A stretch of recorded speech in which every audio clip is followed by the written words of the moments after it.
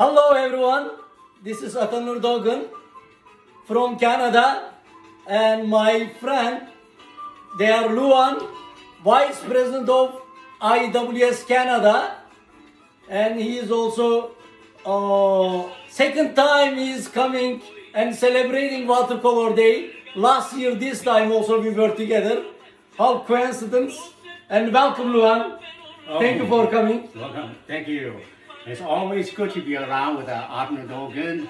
I can feel the energy, the excitement all the time from him. It's so contagious.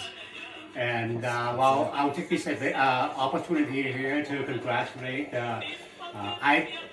IWS, International Watercolor Society. 11 years of inspiring creativity and artistic excellence.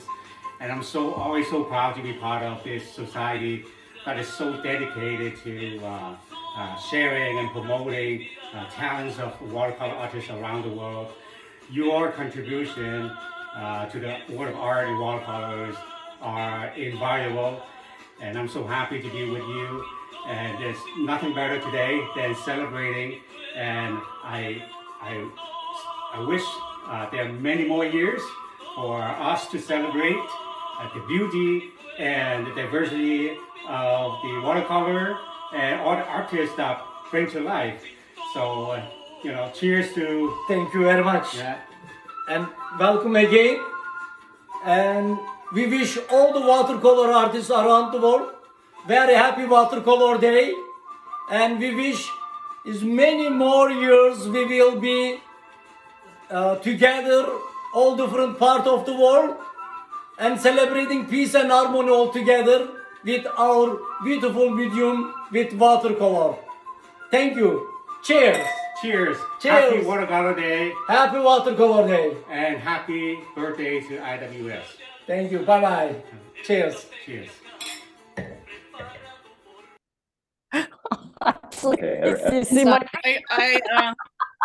I can give you guys a sneak preview. Oh. I'm heading to the Japan Triennial in March because our son lives in Japan. So I'm taking like Thomas Schaller, all these amazing, I can show you, there's his sneak preview, if you can see that, typically Thomas. And they're going in my suitcase. And I'm not doing checked baggage, I'm telling you that. I came back through Toronto, and I'm sure you all heard these horrible stories. My flights were canceled 3 times. They lost my luggage. Note to self, don't even do checked baggage. It's all carry on now. Yeah, but not to mention the price. Yes. They'll get you for every little dime they can get out of you. Absolutely. Yeah, upgrades, carry-ons. Yeah, so I've decided we're going for a month. I'm gonna bring 2 pairs of socks. Yeah. 2 of everything, right? Well, you can buy stuff over there. Actually, I hate buying clothing, but the one time I've actually enjoyed it was in Japan. Yeah. I went to Harajuku, and they've got all kinds of stuff you've never even seen before, and I actually enjoyed. Spent 2 hours trying on clothes, and I can't stand buying clothing. Yeah. I never buy clothing. So Japan is it's such another world. It's an incredible place. I mean, if you need sandals, like the prices of stuff, go buy it, wear it while you're there, and chuck it. Yeah, no, exactly. And you can bring back anything you can't find here. So yeah, like you're not going to the North Pole, so there's lots of stores, lots of stuff to buy. If you're missing something, you can easily find it. That's right. Oh, geez, I've lost you guys completely now. Can you hear me? Yeah, I can hear you. You can see your little cat here. Oh, well, Oh, if all God. else fails, it's a cute Well, little no, cat, I'm going to so- change. I'll go to my office, so it's going Yeah. to work. Okay, I'll go in the office and I'll Okay. get back on. Is that your cat?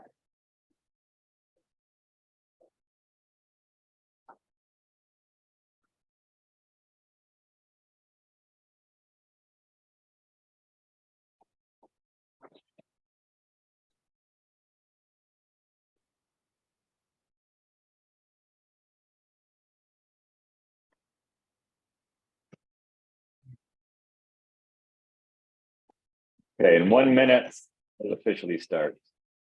3:05 Toronto time.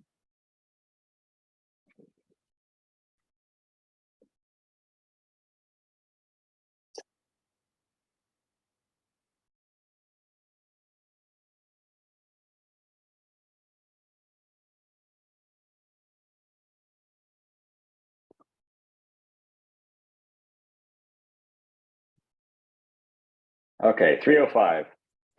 All right, welcome everyone to, I suppose, our second edition since last year of our World Watercolor Day presentation on Zoom, featuring demos and various discussions and critiques and asking of techniques and tips from our membership of whoever wants to present what they're working on. Essentially, this is a chance for us all to get together and to see what we're doing, to meet each other somewhat in person. At least we see each other and put names to the faces. I got some more people coming in. The plan of today is to have the first section will be presenting the artwork of many members who wish to talk about what they have, what they want to ask advice on, or discuss their techniques, or discuss any questions they've been having, share information, work out any problems, just, get to know each other a bit better. And then we're very fortunate to have right here, right across from me, who's still setting up, we have Luan Quach, award-winning portrait artist with an excellent setup here. We've got Rose Butler here as well, our youth organizer. And so we'll be having him live in the room demonstrating. I'll also do some demonstrations myself in the interim. I'm going to do some short little tips and tricks because his demo is going to go quite long, about an hour.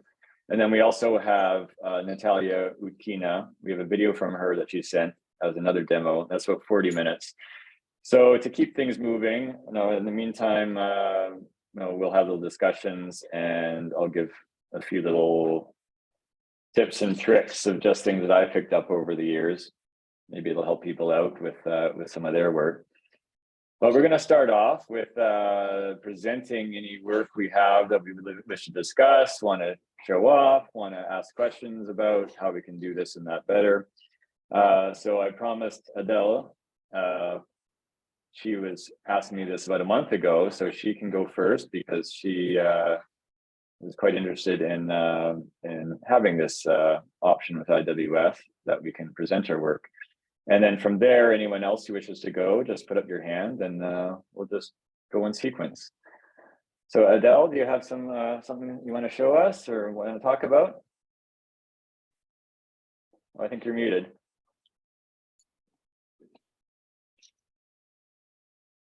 You're muted there, Adele.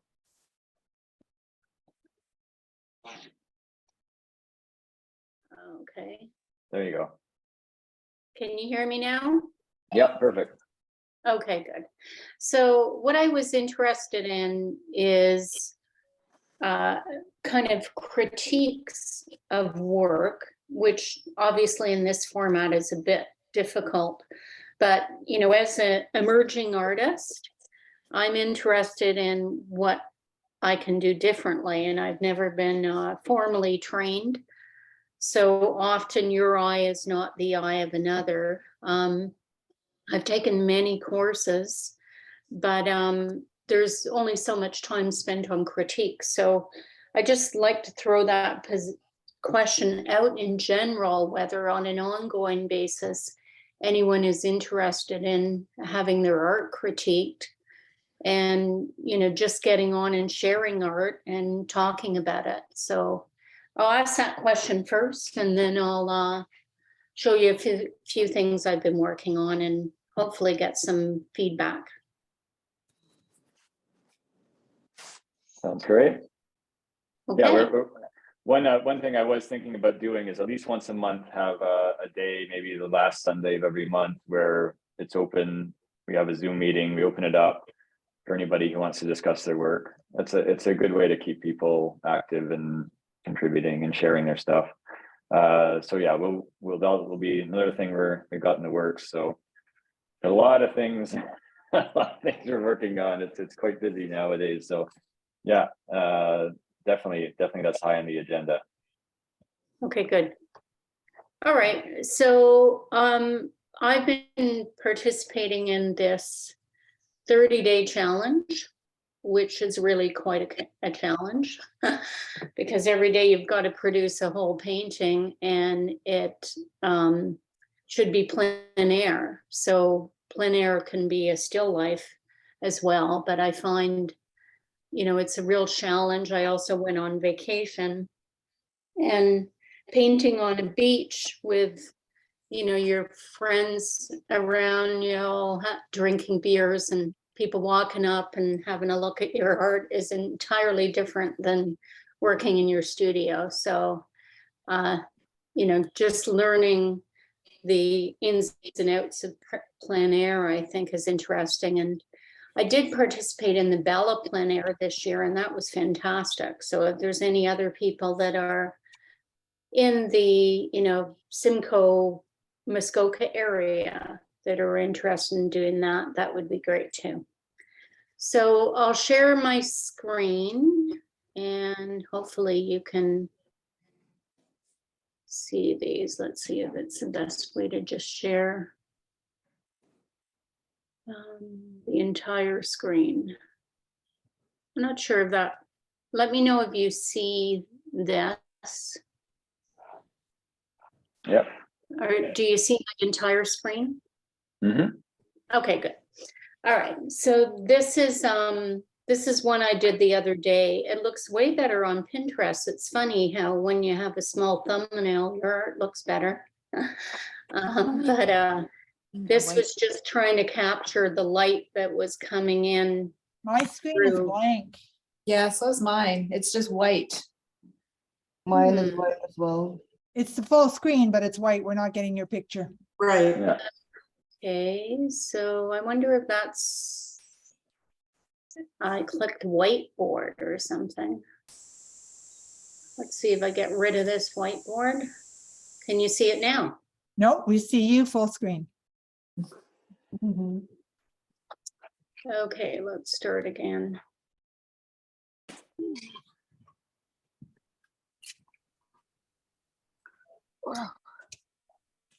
Okay, let's try this one. Can you see that? There we go. Yeah. There's a Okay. whole list of information and a small picture off to the right that says snowy log in sunlight.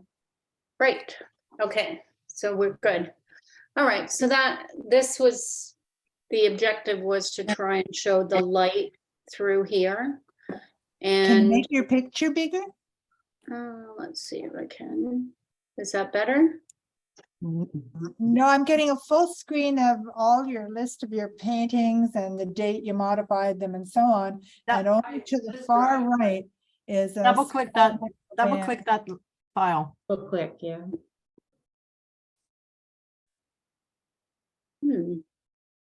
Looks like it's just sharing the one window. But I don't see myself on it. Yeah, that seems to be the problem. What Under happens share, if you click on the under picture? share screen, you can choose which window you're sharing. So if you just go to full desktop, it'll show everything that that's on your screen. Yes, which I was looking for, but I couldn't see that. Yeah. There's the little arrow. See share screen, there's a big arrow and there's a little tiny arrow beside it. So click on the little tiny arrow and then you can find the smaller one, the other screens. And are you recording this actually right now? Yeah, we're recording. Okay, that's why there's a little red dot on the left corner, right? Okay. Yeah.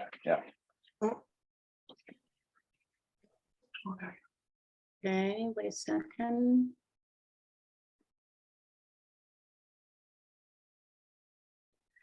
The only thing I can do is hold and shift for multiple windows. Maybe I'll try that.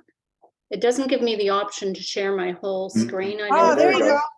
There we go. Okay, so Could be. it worked, okay. So when you see this on Instagram, it looks pretty good because you're just seeing a little thumbnail, but up front, it doesn't look quite as good. And, you know, my objective was to try and show the light through the icicles that were dripping off of the rock.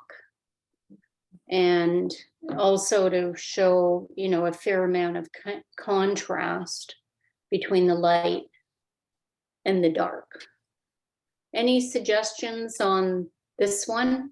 I know this isn't necessarily the right form for this, but I think you did a just pretty, some I like the light, the way you've got it. Perhaps you could have a deeper shadow along the back of the rocks on the right-hand side, and that would make the center rock pop even more. So over here, Tina. Your two lower rocks on the right-hand side.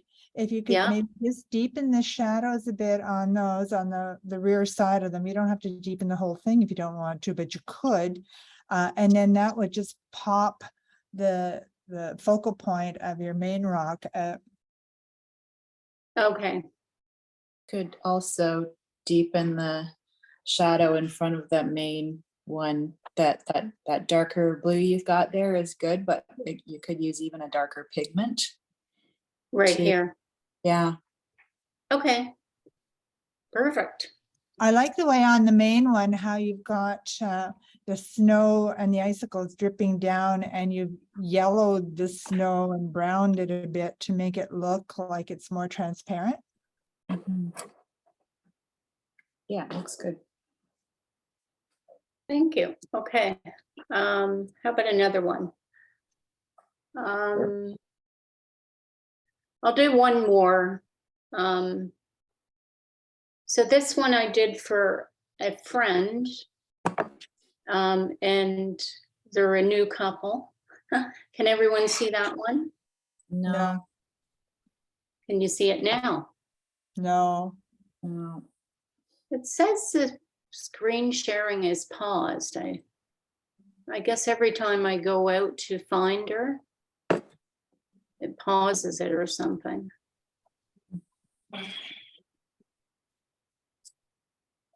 Okay, let me stop and then restart. Sorry about this. It's not really working the way. Ah, you're a braver soul than I am. Good for you. Yep. Okay, let's try this.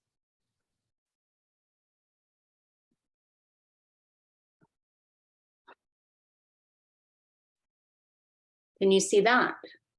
No. Oh, Oh. there you go. There you go. Yeah. Okay. Yeah.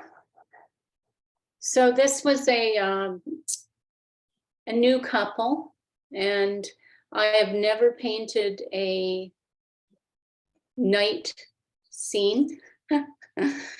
So it was, you know, just trying to capture some of the bright lights and perspective and so on. Was a bit of a challenge, to say the least. I wanted to kind of fade out the distance, but still show some light down there. You did a really great job on that. And I like the feel of the painting. However, if the silhouettes are that dark, you need to have the shadow that they cast almost equally dark, if not darker. Okay. And also the right side where the main light comes from the window, I would lighten it a bit. I would lift some paint from their right shoulders, for example, and from their hair. Right here. Yes. So you see, the couple, it's like cut out of that light background, and the background is very leveled. So on the background, beside of the shadows, which you put under cast shadow from those silhouettes, there might be also a little bit difference in tones. For example, on the bottom of the painting, just to settle it down, right? And also I would add probably another layer, just some touch to mute the brightness on the left side of the painting, because your Okay. focal point is this two couple and the closest to them light from the window. So Right. all the rest of the light should be muted a tone or two, just not to keep it same bright as the window, because there is no clear source of where the main light is coming from. Okay, very good. I think you did a great job. I can tell, you know, the coat the woman's wearing's got that fake fur collar on it. I agree though that the shadows, like the cast shadows, should be sharper and darker, but I think you've done a fantastic job. Yeah, the Thank figures you. look so realistic. My concern would be just maybe soften the outer edge of part of the figures so they look less cut out and pasted on. Not all the edges, but just occasionally here and there. So that they blend into the sidewalk and maybe their feet or something. Yeah.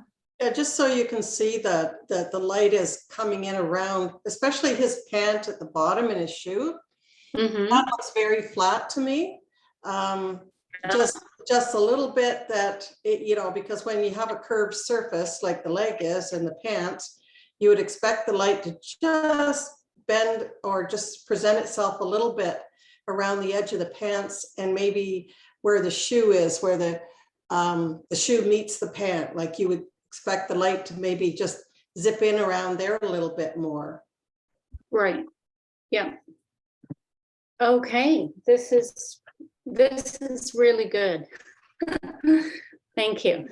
Can I show something while we are there, just to say what can be done on the body? Sure. Yeah. Sure. If I can, yeah, but we have to, I will put, so if you can see my desktop, see? I'm looking for you. Natalia Outkina, here it is. Do you see? Right? So for example, How do we make Natalia bigger? you have to go to my window and on the right top. Oh, I see it. Okay. Oh, I see. You will, yeah, you will have. Menu, okay. I just spotlighted her for everyone. Yeah. So this is the. If I stop share, I think she'll get bigger, right? There we go. Yeah. Yeah, that works. Yeah. Okay, so this is my window and we have like even color all over those silhouettes. Yeah, I know that they are dry, but still something can be done like this, right? So first of all, you can put some water on those shadows, which you already have on the top of the dry painting. And then, see, just add a darker color, right? So it will be blended. Or you can put water around, let it dry a few seconds, and then touch those shadows to make it darker. What about this right side? You can make some lifting with a damp brush, wash, dry, and try to lift, to blend. See that right parts. Therefore, you have difference because here it's enough dark, as I noticed on your painting.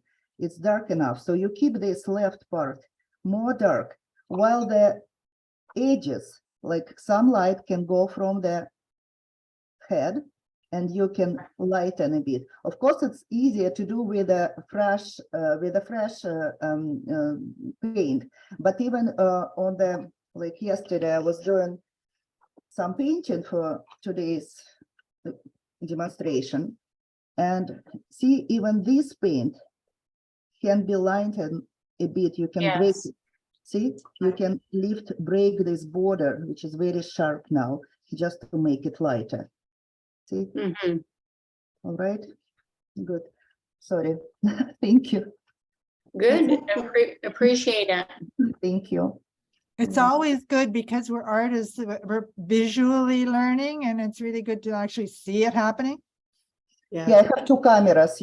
I switched to my desktop camera because I teach online, and right after our meeting, I will be having my Monday adult class. Therefore, everything is equipped, and all my table has everything here. Yeah. All Good. right. Convenient. Mhm. Okay. Ian, back to you. Okay. All right. Does anybody else have some work they'd like to speak about or show? Laurel, I see your hand there. Hello. Jan also wants. Okay. Everybody who still wants to show their work, put up your hand. I can show. Okay, Leanne. Who else? Natalia, you said yes? Yes, I have my work here. Margaret, is that a hand? Is that a hand? No. Sorry, no, I'd like to, but I just got a new computer, so I don't have my images on. Okay, no problem. You know, we're gonna I'm do gonna this try and get again. it. So. Okay, so let's see Laurel now. Hang on a second. We have to keep them relatively quick because we've got an hour-long demo from Luan coming up at Oh, the end of the hour. So we've got about half an hour left that we can do these. sorry, I'm No problem. Just keep in mind we got to move things along. We're gonna get everybody in. frozen for some reason. It's on OBS right now. I thought this would work, but let me try something else. Oh, she's spotlighted. Okay. Natalia's still spotlighted. Hold on. There. How's that? Is that working? Hang on. No, it's something on my side. Sorry about that. Let me just Happy OBS. I'll just have to go in front of me instead. I was trying to use OBS, but This is a good this is a good demo in itself because a lot of people are interested in OBS, just seeing how it works and that. Oh, it's wonderful, Jan, once you get it working. what is that? Oh, it's so fuzzy. I What can't is even OBS? see it. It's so fuzzy. Just back it up, no, back it up, and we'll see it. Oh, yeah, I think I'll turn off your blur backgrounds. Oh, it's yeah, that's blurring probably your what it's background. doing. Turn off the blur Okay. and you'll get it. Okay, sorry about that. So why am Somebody I else. supposed to do OBS there? What, hang on a second. Does somebody else want to go in the meantime? I'm sorry. Anybody else ready to go? Okay. I can go really quick. Margaret, you want to go? Turn on your mic. Oh, okay. there we Sorry, go. yeah, I'm just gonna share my screen here. Okay, go for it. Great, and I'm just getting Finder unknown. I don't know if that's gonna do it. Oh, gosh. Technology's fine, isn't it? Like I said, yeah, new computer, I don't know. Laurel's back. Should we go back to Laurel first? Yeah, go ahead. Okay, go ahead, Laurel. Okay, I unblurred my background. Oh, cool. Okay, so this is a leopard that wild thing I'm working on for my one of a kind. I'm in one of a kind in the spring, so this is one of the pieces that I worked on. And I also have this, which is Marseille. We went on a cruise this summer and I took a photograph at night and yeah, pretty much finished with this one as well. So I don't know if you have any thoughts. I wish my OBS setup was working right now, but anyways. And just another couple little cute ones, a little cow. And I've been experimenting with mounting on boards, this little lioness here. So anyways. Nice. Thanks. I had a question. Since I love painting exotic animals, it's hard to get good pictures without paying for them. I go to Unsplash. I go to I guess Unsplash is the main one I go to, but I just wondered if anybody had any other ideas for you know, the wild animal photos. Yes, there are a couple of free resources on Facebook. One group is called Free Reference Photos for Artists. Free Okay. reference photos for artists. I can send everyone the link to our chat at the end. And there is also another similar name, but there is a name of the photographer, and she posts most of the time wild animals. Very nice resolution, very beautiful photos. Yes. Okay. And you, what's her name? I can't recall it right now. I have to go to my But is that part of the free reference for artists? no, free reference for artists Oh, is one. a different one. It's a one. Just 1 second. Let me click. I will see. No. I don't remember. Yeah, Well, let me know when you remember. That'd be awesome. Thank you. Pixabay. Have you heard of Pixabay? Yeah. Yeah. Okay. Have you ever contacted the photographer themselves just to ask for permission? 'Cause Yeah, I've done that a few times, and most times they give me permission. I paid $50 for one photo from a photographer. Yeah, I don't always get permission. How are you asking? Maybe that's my problem. I just use, remember. yeah, sometimes I tell them I want to use it in one of my classes, you know, for watercolor teaching, or I just tell them I'm thrilled with the photo. And I had one person, this was a little while ago. I think this was sort of my first experience doing it, but I said I would send them the digital copy of the finished painting, and if they wanted to make a print, they could go ahead and do it. So, okay. So we sort of, you know, made a little bit of a trade that way. And yeah, so okay, that's a neat idea. I have had some just say no, but you know, sometimes they do say yes, and they go, oh, I'd be thrilled to see it when you're done, you know. So yeah. Okay, thanks for the idea. I tell them if I make $1 million, I'll split it with them. Yeah. Ian, I have something to share if this is the right On time. the phone, and then we can just flip this around. Yeah. Yeah. I'll film it with my camera. Yeah, so Ian, I don't know if you caught that, but Oh, sorry, I missed that. What was that? Yeah, no worries.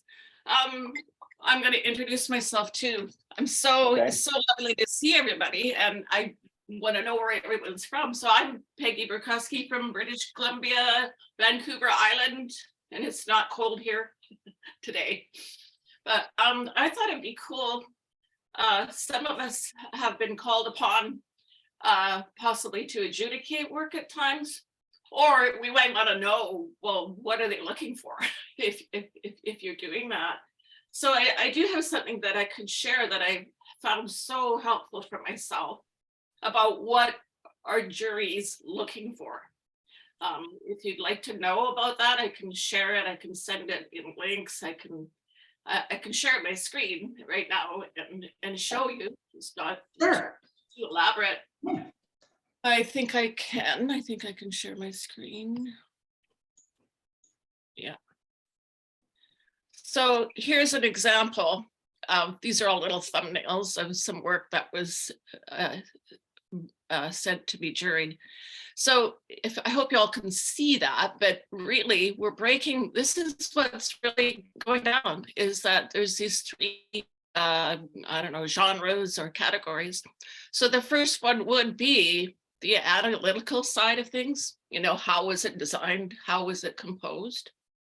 Then this is looked at is the application, such as what's been shared here so far. You know, the technique, how was the water and the, you know, whether it was the medium itself or how was it drawn, the technical side of things.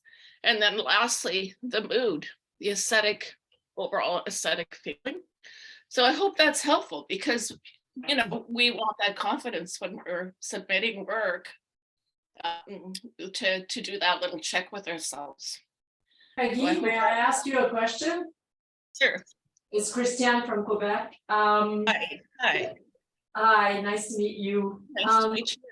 Is it the same? Because I play flower mostly, right? So I'm having a hard time to get into the shows because exactly that, you know, like the composition and all that, they don't seem to take that in consideration. Like I specifically aim to make it big and look inside the flower. So, you know, there's no composition as far as different elements in the front and the back, you know, so what are the specifications they're looking for when you enter a show with flowers? You know, like, You're still looking for a focal point. It doesn't matter if it's, you know, utterly abstract. Okay. Abstract can still sit on, you know, the foundation underneath anything, whether it's abstract or flower or landscape or is the focal point. Where's the center of interest? How did you, as we heard earlier, contrast? All these things are being taken into consideration. So I would think that, you know, if the jury is worth their salt, and that can even be, you know, but you know, in good faith, when you let yourself be adjudicated, you're going to hope that those basic, you know, design principles are being considered. mhm. Does that help? Yes, thanks. Very Yes, good. very well. Thank you very much. Okay. I'll jump up now. Unless anyone else has a question. What does it say? It says stop. Okay. That was great. Thanks for sharing. Yes, thank you. I have a question. How much is, how much do you care about, you know, I have too many portraits already, or I have too many flowers already? Like, I see that which is on your screen, which is great, but what if most people submit flowers? Do you try to mix it up as well? You talk to me? Yeah, That was an example of a show in Iran. So that's what they were doing. That was work submitted from a show. But anyways, back to your question. Eventually we're just going to find our genre or some place that we feel we shine. So some people are all over the place and they, you know, but I haven't got all the answers, but I do know that what I see is eventually your strong point that you keep getting accolades for. Like you might want to just go down that road for a while. I think the question is there a balance that the judges look for with regards to topics? If they've got an overabundance of flowers, do they try to narrow that down more so than landscapes? Or Haven't you seen that yourself? Like you think, wow, but there's just only so many flowers that can go into a show. You know, I hope I'm answering it. Yep. You know, your work I'm seeing is that your work might be rock star, might be awesome, but there's been so many other entries like yours that it becomes, don't take it personally. It just happened to be, you know, the luck of the draw. it's pretty subjective to like what appeals to one judge may not to another. So That's right. And that's the going out on a limb. I mean, all of that human factor has to come into it as far as I can see. Okay, how many people still want to present? Because we've got 20 minutes left here before the one starts his demo. Okay, Real Margaret. quick. Margaret. Time's a charm. And I think Leanne. And was anyone else who wanted to show? I can show some. Oh, me. Leanne? It seems like I'm huge. Get me out of here. Oh, I want to be reduced too. Oh yeah. Okay, good. okay, go for it, Margaret. Let's try to keep them 5 minutes max so then we can get through to everybody. Okay, I'm sharing it right now. Can everybody see There it? we go. Here's Margaret. Beautiful. Like the background. Yeah. The image in the real life is a little bit more saturated in the dark areas.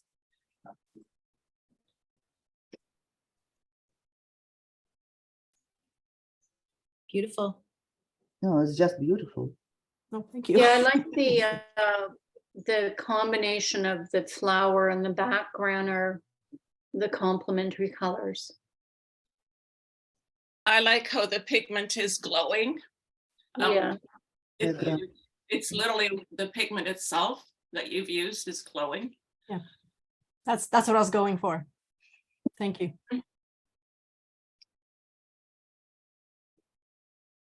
Any more? Well, I can try if you want. If I can succeed in doing this. Hang on, I've never shared on that. Share screen, there you go. Okay. Here Oh, we it's go. gorgeous. Yeah. It's nice. That's what I basically do is I can't seem to get away from flowers. I try, Nothing wrong with that. I do cats as well, but you know, so there you go. So how do we unshare, share, stop sharing, okay. Okay, so we've got Leanne and Jan. Who else wants to show? And Natalia. Okay, so let's try and make it quick if you can. Leanne, and then Jan, and then Natalia. And I guess that's it. Anybody else? Okay, so Leanne, Jan, Natalia, and then we're going to start with Luan's demo. We also have some videos to show as well, so maybe I'll show them after we're done this, and then we'll get into Luan's demo. Okay, Leanne, go for it. Okay, mine is gonna be. This is very Martin, large. by the way. He's, Hold the painting up. the camera zoomed in on you. So I did not paint for quite a long time during the pandemic. I don't know what was wrong with me. I just couldn't do it. Well, I did paint a very large commission, which was very difficult, and that kind of sapped all my creativity. But so I've just started sort of painting again, and I'm very into my other job. I'm culturing fungi a lot, and so I started getting really interested in fungi and mushrooms, and so I started this piece just a week or two ago, and I'm sort of slowly working on it. It's going to have a much darker sort of background behind the mushroom, and then kind of fade out to white around the edges. So that's it for me. It's very quick. Love the delicacy of the colors, and your interest comes through. Yeah. Transparent. All right, Jan, are you up? Ready? Yeah. We don't see your video here. Oh, there we go. Great. Hello. Just wanted to Hello. say hello to everyone, especially Tina and Luan. Hi. Those are the two I know. So yeah, so I guess I'm relatively new to IWS, and I'm primarily, I guess, a watercolor painter, even though I'm also a printmaker and acrylic and oil. Couple of quick ones to show you, and I'll have to do it this way. Wow. So I also teach, and my students were complaining about the cost of framing. So I've mastered the stretching the watercolor on board, and it works beautiful. And so you get a longer dry time. So when that's important, it's really good. So anyways, I'll stop. Just wanted to say hello.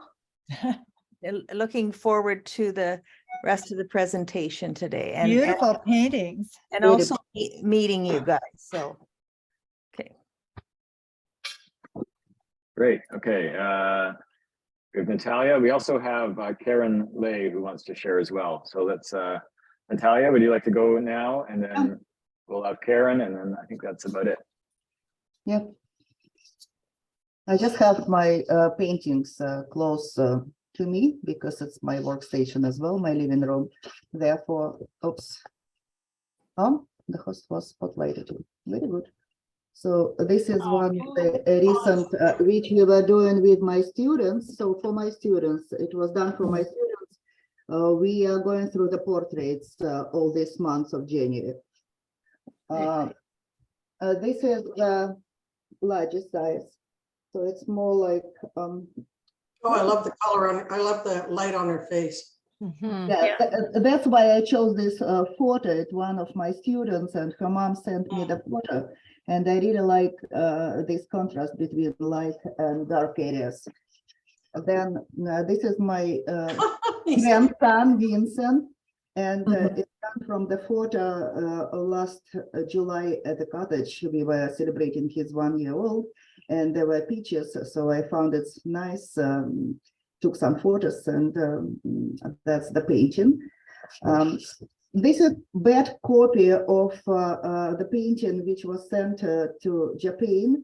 So Peggy is going to get a better copy because it looks too muddy. By the way, I don't know why, either it's light, everything looks kind of blurry right here. Some painting just for the horses, like this. This is the Ecuador submission. It's called El Cantapasa. So I like it myself. Another Vincent is here. Vincent. Yes, just penguins. Yes, very busy. And this is what I submitted to Fabriana. This is the grandson of my friend. So that's the painting. There are a few more, but nothing special. So I don't know why I'm blurry. Your paintings were clear. Really? Yeah, your paintings were clear. Okay, that's everything. I mean, I have more, but I don't want to keep you longer. Thank you. Okay. Ian, Sorry? a few people teach watercolor. I'd be interested in if we send that out. Sure. Yeah, anybody who teaches, please send in the details. I can make one big email for everybody. All right. Make a feature on who teaches what. Even if you make a little video, you know, demonstrating what you want to teach, I can put together that too. Put it on the YouTube site. Okay, our last exhibitor, where is Karen? Karen, would you like to go? Hi, There we I'm go. Karen from Vancouver. I just recently joined the IWS. I joined IWS when I was in Hong Kong, and that was when the first started. I just recently got back to watercolor, and I have done some portrait. I don't know if you can see that. So this is one of the work I did, and I have also done this, and That's nice. this, and a little girl. I hope that I can go back to watercolor doing more, but this is I just feel like sharing it maybe, and if you have any comments, that would be great. Thank you. Good to see your work. It's nice to be introduced to you and to your work at the same time. Thanks. Well, thank you. Thank you. Okay, I'm gonna figure out how to share the screen here to show our videos we have. Let me see. Okay, here's another technical trick of how to share this YouTube clip. Let's see, start share. Aha, okay. Yeah. Share sound. Let's video clip. Share.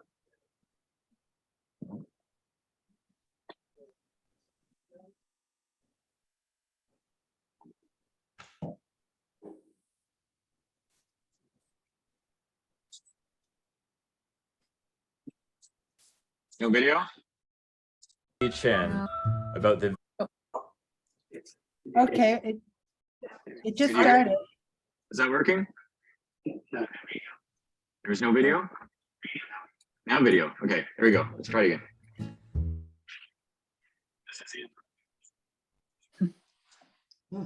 Maybe it's seizing. Oh, I'm seized up. Crazy. Yeah, it keeps freezing, Ian. And we're It very looks like excited it's about on this. It's going to be at pause. the Michael We now? Try again? That your connection? What is Hello. that? Hey, No? two of you in one day. Okay, I might have to add this later in YouTube. Maybe I'll just stick to our live stuff for now and get onto the wands thing. We have a few videos. We have one from Coral. Now the one from Natalia, I'm not sure how to run that now. She did a demo. I could record it, add it later to the YouTube video and focus this on all the live stuff we have. But in the meantime, we'll start with Luan's presentation, and I'll do some research on how to get this recorded video working. Oh, here we go. Another one, enter. How's your camera there? Yeah, okay, I'm gonna switch my camera around. Okay, hello everyone. Hi. Nice to meet you all. Yeah, hello. Some familiar faces here. I'm so excited to be here to share with you some of my techniques or approaches to the watercolor portrait painting. And well, a little bit of bad news though. I tried to set up my my phone here as a mirror function. Turned out that way. So my phone will be recording so that we can upload to the YouTube. And Ian's going to set up his phone to see the live of my presentation. So the portrait that I'm going to paint today, let me share the screen. It will be this picture. As you can see, it's quite complex. So therefore, my presentation is not going to be a watercolor sketch. It's going to be a full flow of watercolor portrait painting. So therefore, it's going to run out of 1 hour a lot of time. But I promise you, I'll continue painting and recording, continue happening. So when my time's up, I will continue. And at the end or near end of the Zoom meeting, I'll show you the final piece. How about that? Okay. It's good. So now the title of this painting is going to be Euphoria. Basically, I'm trying to depict the feeling of being forgiven of my sin when I became a Christian 2 years ago. So I'm going to use lots of vibrant color and big brush strokes to convey the liberation and the release. Hopefully at the end of this session, you can see my final piece, that you're going to see that euphoria through her face expression, her wild hair, and also her exhilarating lips. Okay, I'm going to go at it quick. Your camera is ready yet? Yeah, my camera's ready. She's also going to record. Oh, can you spotlight this so that they can see? Yeah.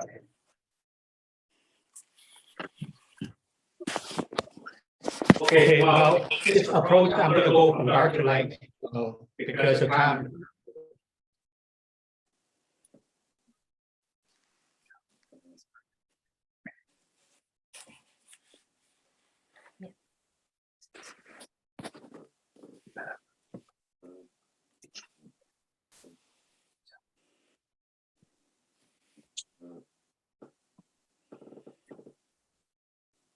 I'm going to talk less and do more work.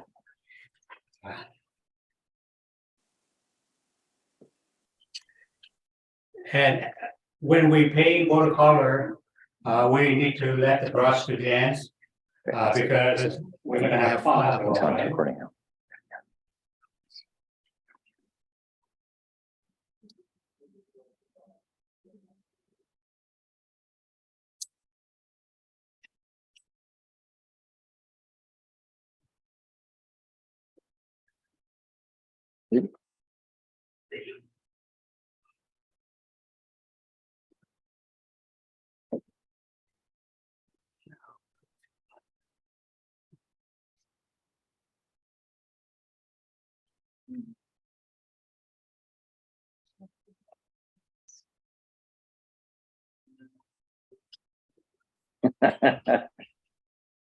Can everybody see? Yeah, no problem.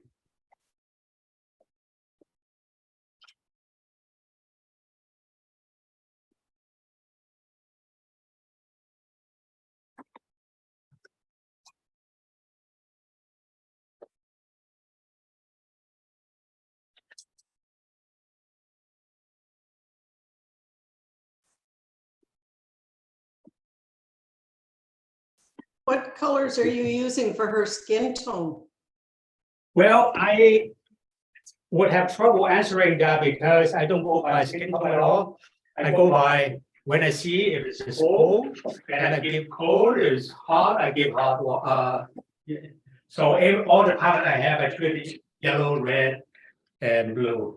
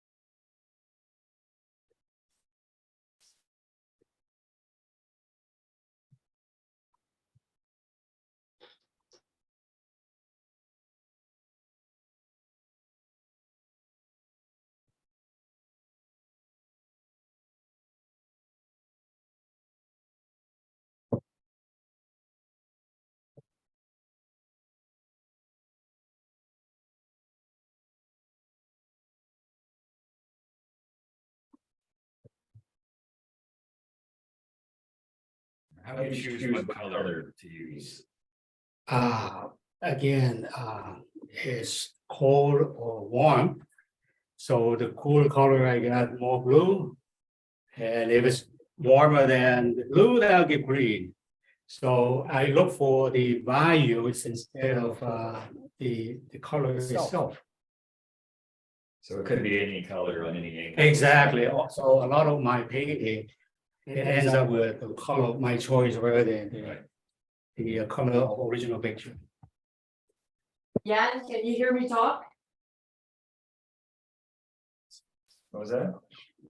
You guys check, you have two microphones out at the same time, so it's true, very, very echo. Oh, okay. Is that better? Talk.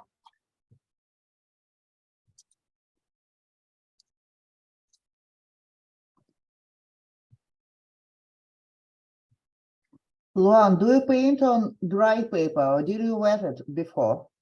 On the No, I back did side? not.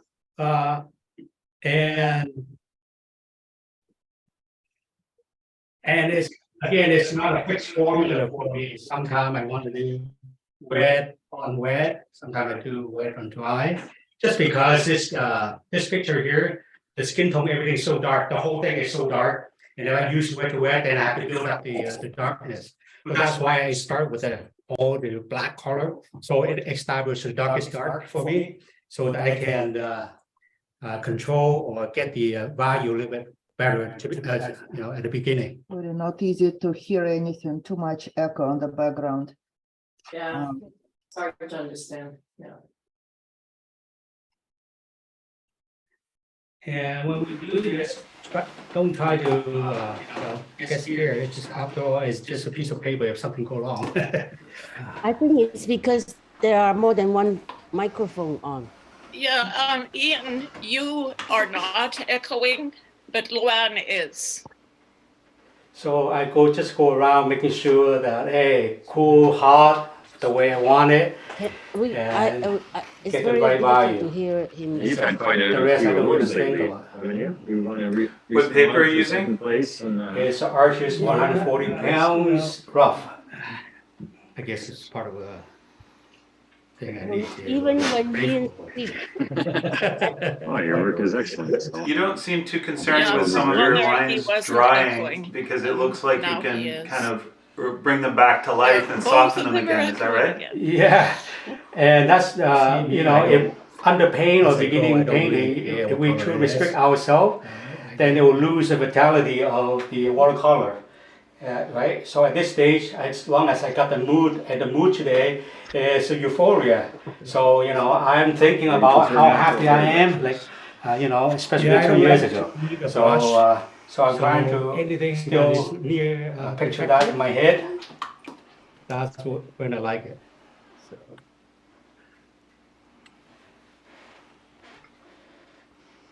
So now it's kind of get a form of the 3D shape rather than a flat surface, right? Where'd you get the brushes? Well, and because over here, I haven't touched, I'll leave untouched yet because I need to work on this before this color dries out. And not to answer your question, that you know, there is a plan to make sure that wet paint continue on its path. So Optional Dogen have those a set of this brush. So I'm doing the free advertising for it. Yeah.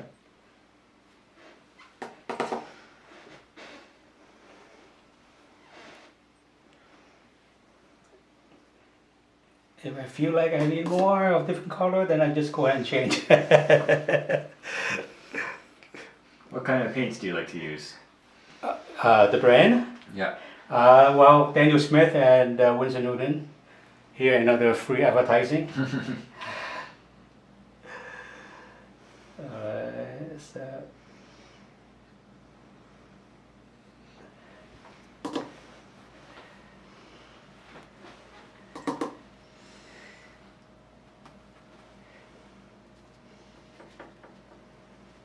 So the idea is to let the brush to dance, let the brush to work for you.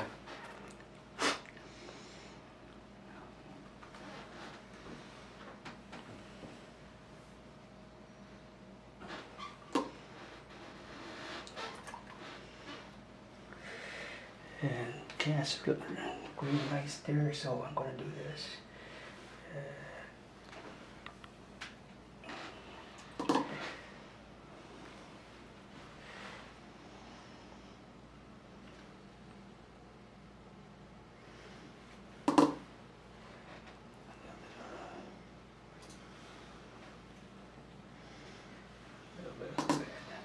Is that like a chamois you're using to absorb the water after you dip your brush in the water? Towel? Yeah, this is, I got it from trade show a long time ago. So yeah, it looks like towel, but it really absorbent. It takes a lot of water. Yeah. It's like it's about sponge. So I used for years already. It's still good. Yeah. Nice. Another free advertising. So.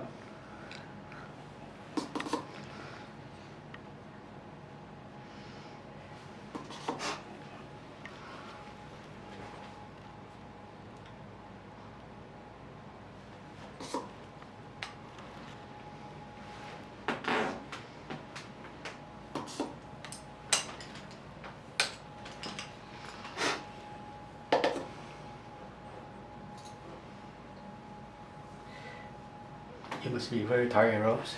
I'm good. Holding the camera. Huh? Sorry, well, trying to set up the camera but didn't work last minute.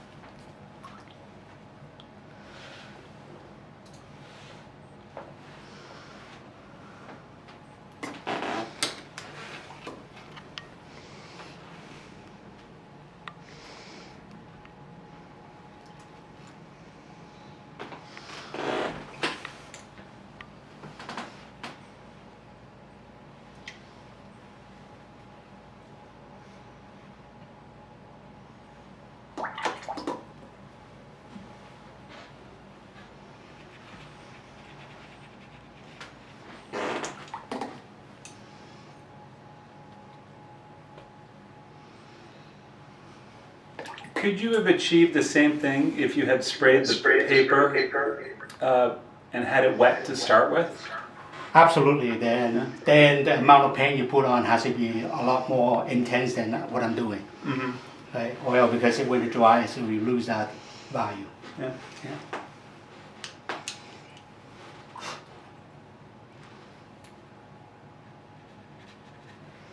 And normally I don't do like an hour and a half, 2 hours this kind of portrait.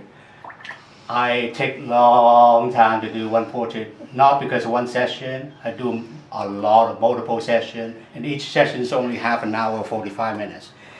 Because I want to give myself some time off and think about it and come back to it with different plan.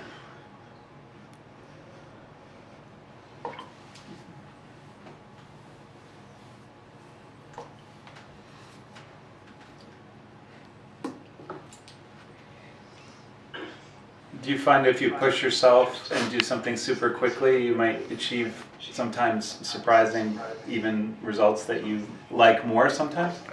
Well, always a surprise with watercolor. So, and we just have to build it over time, build some guts out of painting, you know. And as I say at the beginning, it's just a piece of paper, so don't get scared, don't be scared.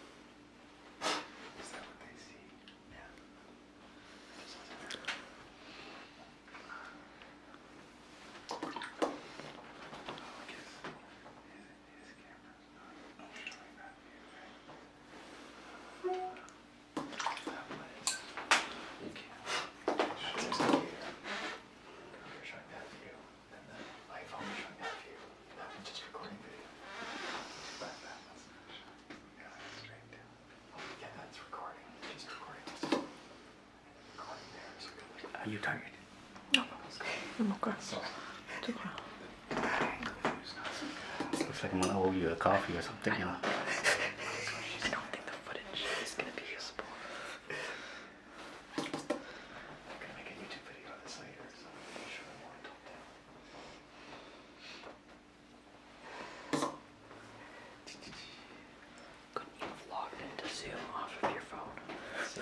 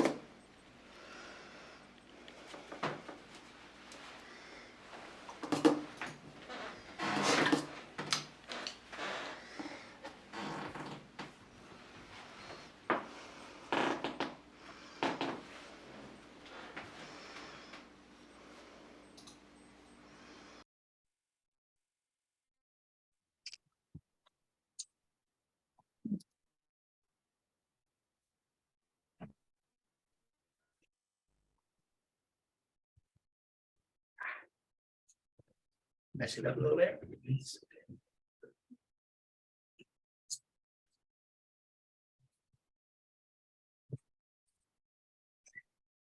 It reaches a maximum. Reaches a maximum. And your next loop. I would choose this approach for this painting. If there could be several approaches we can take.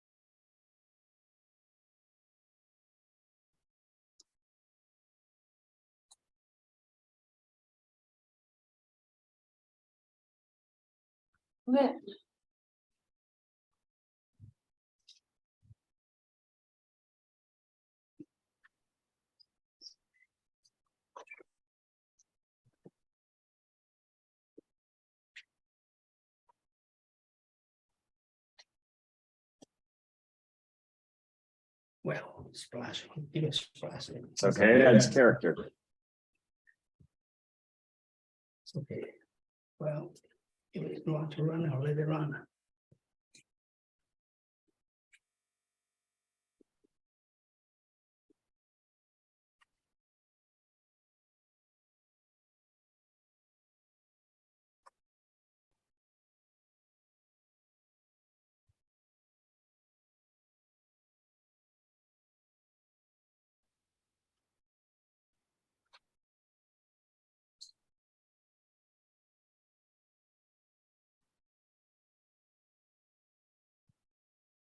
It's a very nice contrast, the purple with the orange. Yeah. Well, it's a euphoria. It seems to be one of the things that really makes your work, Yeah. you know, pop with its colors, because you have all the complementary colors balanced. And they're colors there that you don't see in the actual photo. So they're complementary colors that bring contrast to it that otherwise wouldn't be there.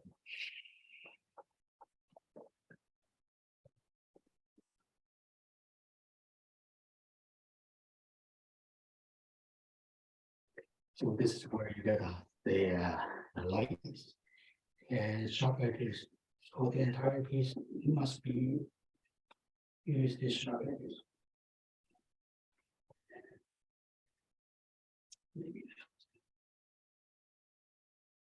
And that's something I see a lot of people not do in their watercolor paintings, is have sharp contrast. I think that's key to having it really pop out, because it's difficult in watercolor because it can often get diluted and flat looking, just because it's not an intense form of paint, it's diluted by the water. So I think this technique of this very dry paint and the high contrast really helps. Yeah, contrast for me, the way I explain contrast is the speed. Because when you have high contrast, you cause the viewer to go as quick as possible that the spot that you want to see, right?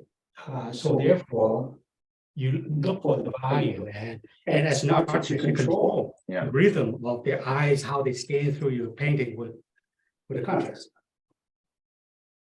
It's a common mistake I see in a lot of paintings where there's no point of contrast to draw your eye. Often it can be blurry and vague, but when you have these sharp edges, that really makes it stand out.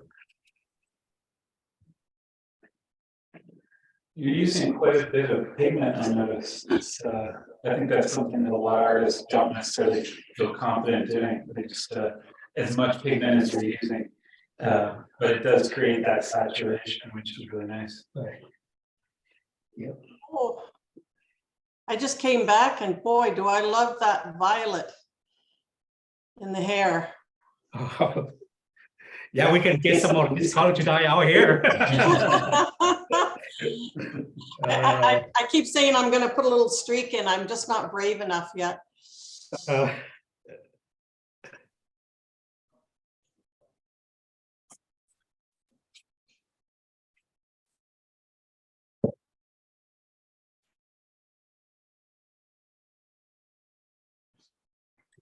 You could almost do a whole painting just with the spray bottle. Yeah. There's one woman, Nita Angela. She has a book called Making a Watercolor Paint Itself. And it's all about just, you do washes and then you put masking over it, then you wash it again. And they're very striking. They're very, very interesting. I've never seen anyone paint the same way as she does. Let's see. For your sake, let me see. I thought you were gonna start talking about artificial intelligence and how it can paint paintings now. Ah, I was going to choose that topic maybe next time. This is Deborah Bannister. I'm from Buckhorn, Ontario, which is about a half an hour north of Peterborough. If people know where that is. I look out on the lake here. I have a beautiful place I live. No, I was just watching I think it was on 60 Minutes, and they were talking about artificial intelligence being able to create art and be able to write books and that. But I don't know, in my mind, it's only as good as anything it's ever seen, but it's not something maybe that's really original, you know? Mm-hmm. Very natural.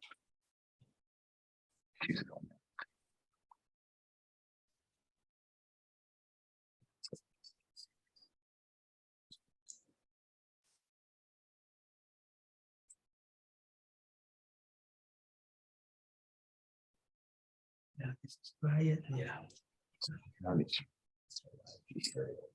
He's big in the 80s. Probably for a little bit. 70 and 80s.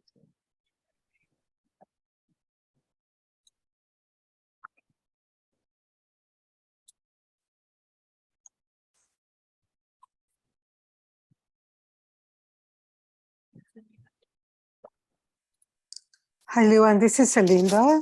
I'm loving the process. It looks gorgeous. Could you tell me what paper are you using?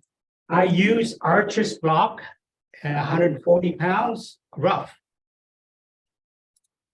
I can't work with the hot press. It's not for me. It doesn't mean that not for everyone. So. Looks great. Thank you.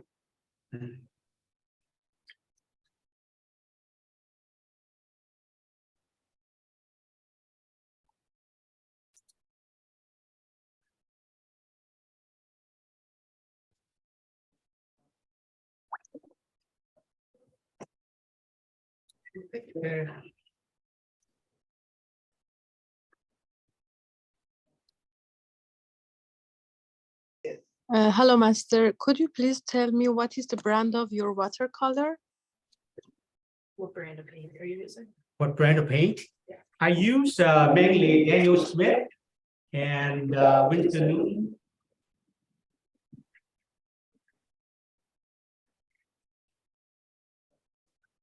Excuse me, your voice is not clear. Sorry. I use Daniel Smith and Winston Newton paint. Oh, thank you. You're welcome. And excuse me, could you please tell me about your big brush? Big brush? Yes, the big brush. Yes. I got them from Outkina Dogen. Right? Where can I buy them? You can call him and get from him. Right? I can send you the link from Facebook link to the group maybe. So this brush, what happened is when it is wet, when you swing it, it becomes here. It becomes pointy, right? But then when you press on it, you see it become a flat brush, flat. Yeah, flat, right? So it could be pointy, it could be flat. So it could be geometry or it could be organic. Oh, thank you, Master. Excuse me, Luan, most of your work does have a painted background. So do you always do this process of the head first and then work the background in after? No, depends on different piece of art. So this piece of art, because I want to get the reference right for the darkest value. So I start with the hair to get my darkest dark established, right? But if it's some kind of portrait that has like a softer tone, then I can paint the background first to eventually build up, right? Thank you. Oh, do you have a clear bucket of water? Clean this? Yes, it's okay. It's okay. Again, it's just a piece of paper.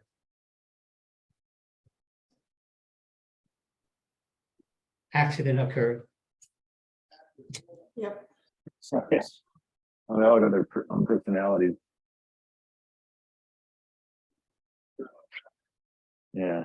Well, first, I guess. Okay. I think you're gonna feed them. They're looking at you like food for them.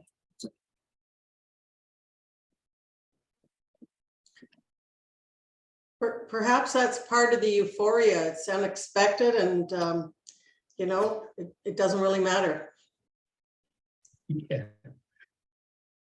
Well, yeah, it wouldn't bother. It could be part of the painting. So just pretend you didn't see that.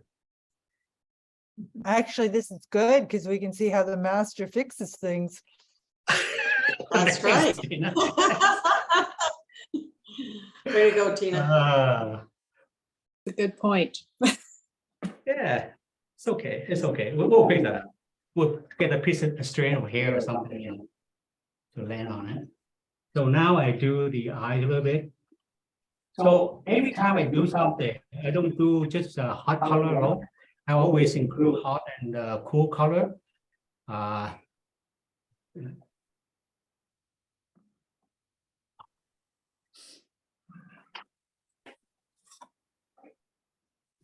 And it may not be exactly like the picture, but again, it's a euphoria.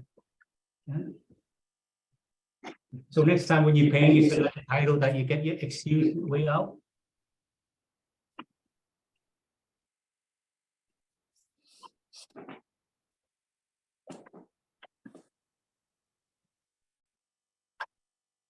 There you go. Yeah, a little bit more. A little bit of attitude.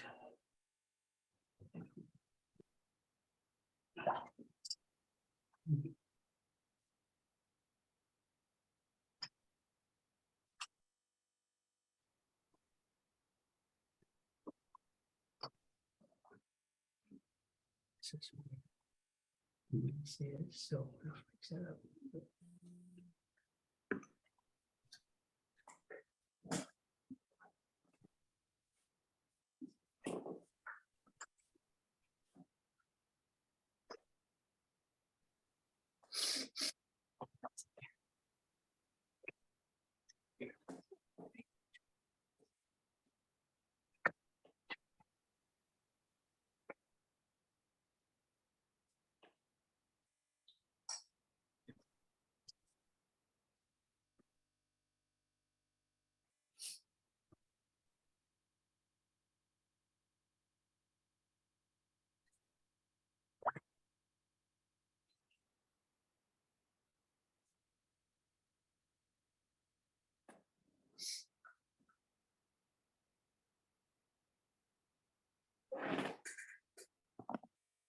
When we paint ladies, usually I try to make them more beautiful, or else you run in trouble.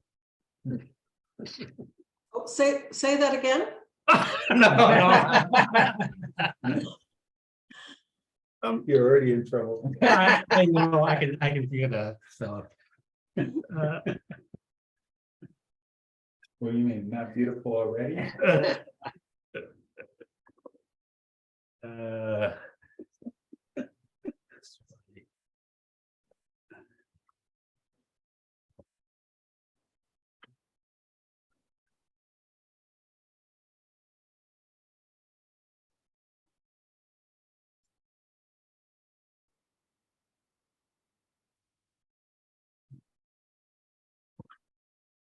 see what that is. Okay.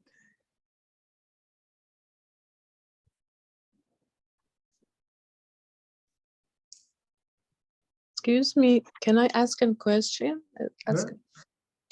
Sure. Between watercolor brand of Mission for watercolor and Daniel Smith, which one you prefer for portrait, or is the same or not? It's the same to me. Unfortunately,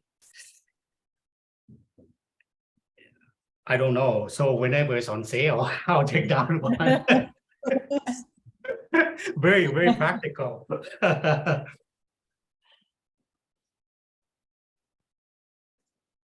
Thank you.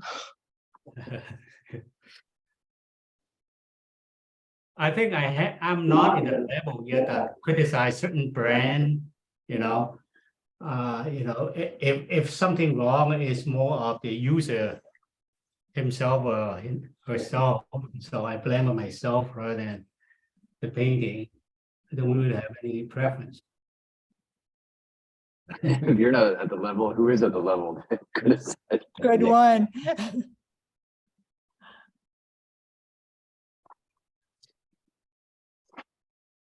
I thought it just a matter of how creamy or how dense the pigment you like it.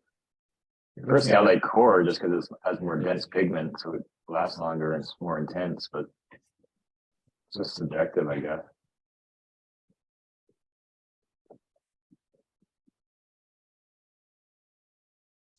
Thank you.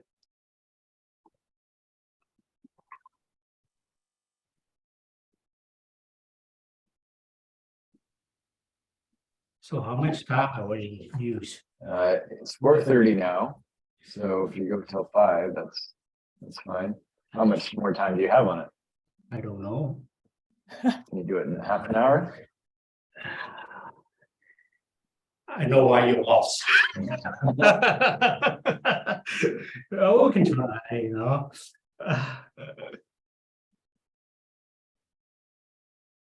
Well, if not, as I say, I will upload this video, give it to Ian, and I'd say you're mostly there already. well, I'd say half an hour, you can have it pretty close at least. So I have found out how to play the videos. So once you're done, I'll play the videos we have. I can do my little thing.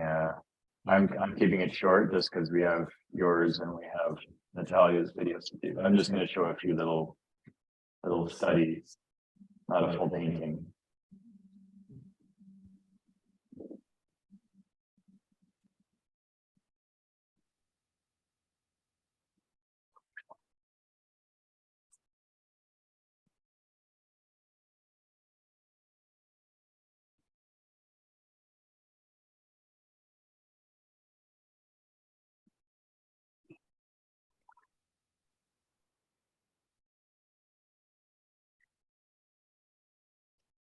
no, since we are trying to give me this first. Okay.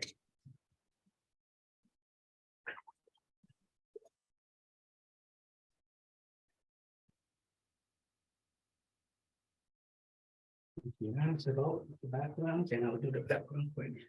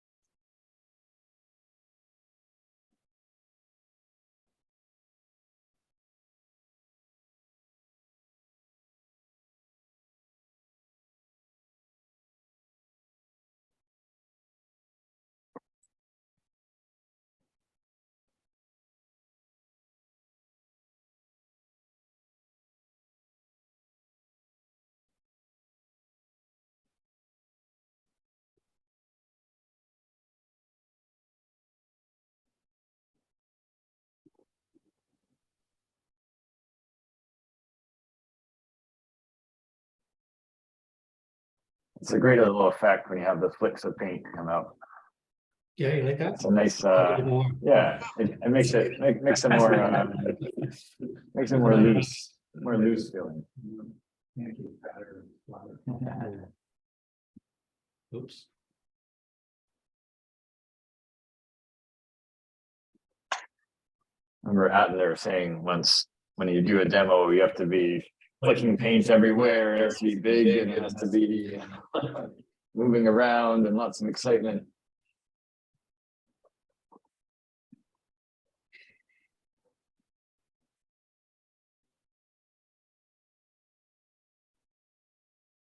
I love this background. It just feels like it's full of so much energy. Euphoria.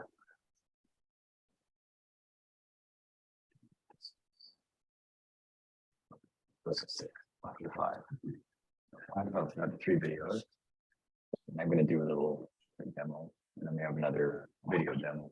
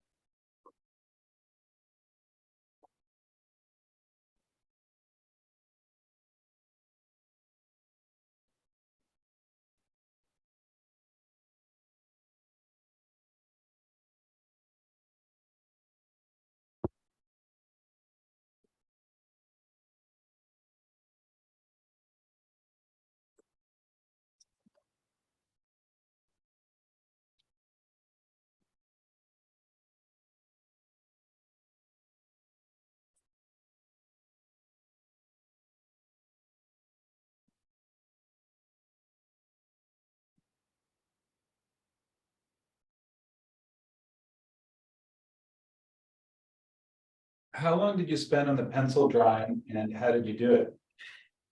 That would be a harder subject to talk about it because it takes a lot of work and a lot of practice to do the proper sketch. So I practice a lot with cast drawing, shading. Sorry, I meant the drawing of this portrait on the paper. How long did it take? Yeah, and how did you do it? I was curious. Well, depends, right? In this one here, I use my right brain to do it. Some drawing I use left brain, right? So what does that mean is when I use the right brain to draw, I don't consider this is a face. I just look for big shapes and big thing to capture. But if I do the commission for the clients, they expect to be, the look-alike level is higher, then I will do the technical sketch. And technical sketch, I have tools. For example, what do you call that? The divider. Proportional dividers. So at least I get the scale right to begin with before I actually do the sketch. right? But if it's just for show or for fun, my own like, then I'll do something that, you know, I enjoy doing, which is my right hand style of brain, more intuitive, right? And before the COVID, I also taught my students a lot in using the right brain. Maybe next time, next Zoom meeting next month or some other time, I'll present my past video and how I approach with the right brain. Right. Now I'm start losing some patience doing this dot here. I don't know why it has so many dots all of a sudden. Right?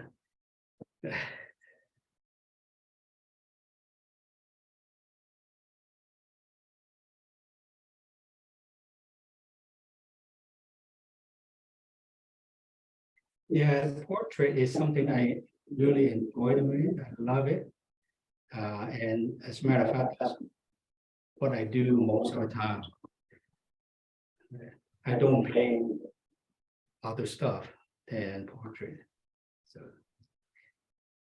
but when I teach, of course, you have to start with them on the still life, right? Basic sketch, you know how to build them up. So this here is not a normal like portrait that I would do for hours and hours. And I could build a bit more on this, but I would say I would call it off for now until everything dry. If I need to touch up it, I'll do so. And the recording, the recording camera this time is tilted that I did not know. So it's not very good. Two other cameras recording. So let me review what I did, the approach I did for this, right? Is I start with the darkest dark on the hair, right? And because where the hair meet the face, I intentionally leave it there, don't touch it. So I go a little bit over it. And as long as I got a value right for the hair, right? And then, so the wet paint start to flow from here to here. And I stop there, right? Recall I stopped there because now if I continue, everything here is going to be dry, right? So while this is still wet and I will start touching the, you know, the face to the hair intersection there, right?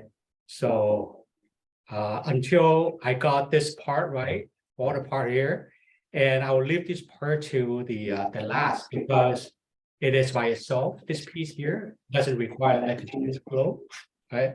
And all the continuous flow required that I continue making sure that it's still wet to the wet, right? And then I'll do the contrast here to make this sharp edge, right? So that's the approach.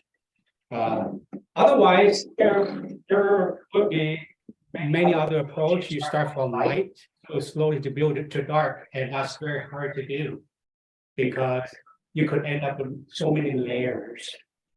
You keep guessing the value of the picture, right? But once you establish the darkest dark, then you know it has my 100%, right? Because darkest dark in watercolor is tricky. It's not black, right? It is really a choice of what we use, and we normally use purple, and in its intensity, right? Otherwise, you know, some of the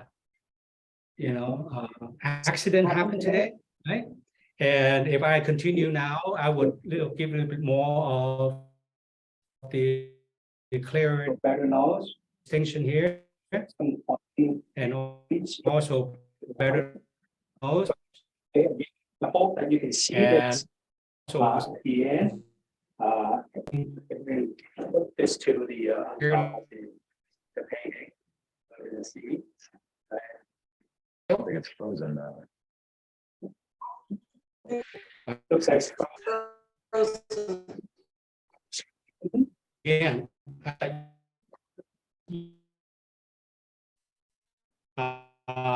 And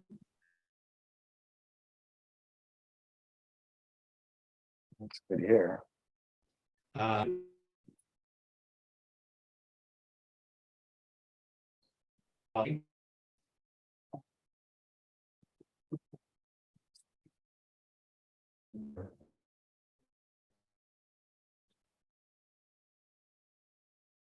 wasn't even recording.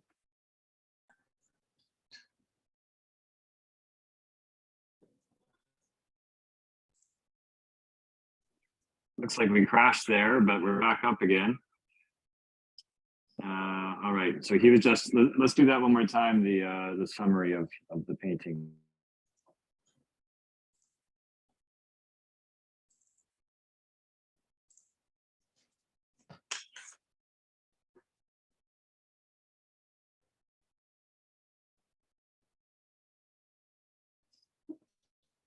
Oh, no sound. Water bead effects, right? And you don't want to lose that water beads, because if you lose that water beads when it's dry, and when you second time, you got a lot of sharp edges, right? So controlling the water beads. So how did I control? So I started off here, black, right, all the way to here, and I stopped.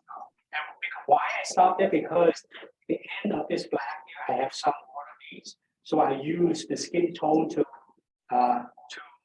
intersect with the black paint, right? So then I continue on this. So keep the water beads alive, right?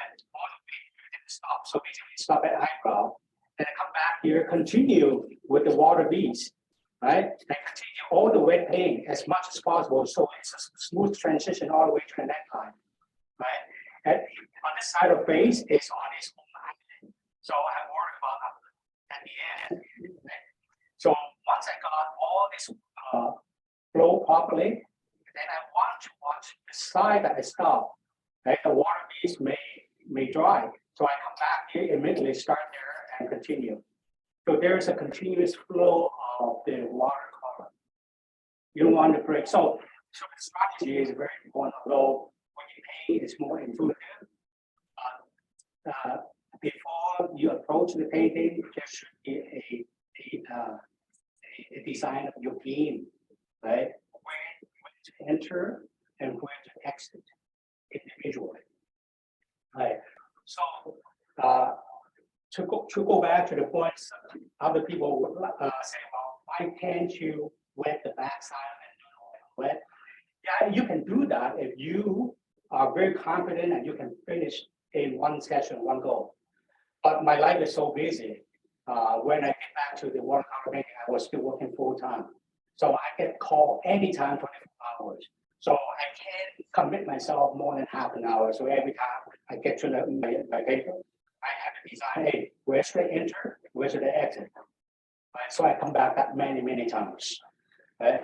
So I would recommend you that, just think of your game plan when you paint. Keep that water flow going. Don't make them dry and then come back many times, right? And also when you paint, trying to do as less brushstroke as possible. Because if something happened now, if I want to lift certain area, it will be so easy for me to lift because I haven't really disturbed the surface structure, the fiber of the paper.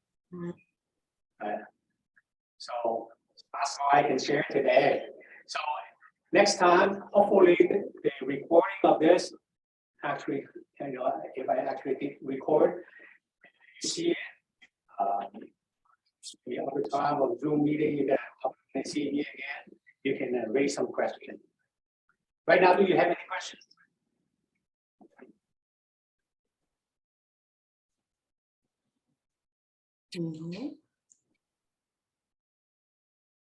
No question. I just want to go out and try all those beautiful skin tones.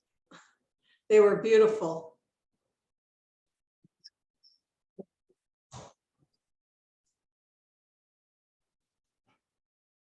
Would you mind repeating? I don't have a question. I just want to say I feel really inspired to go and try now putting on the skin tones with all the beautiful colors, the way that you were talking about cool and warm.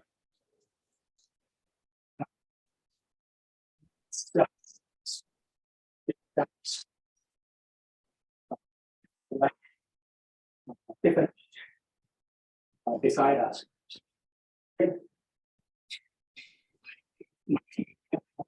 to paint exactly. Oh, you're not coming through. No. Buffer. Unmute your thing. Yeah. I'm sorry, I missed all this time here.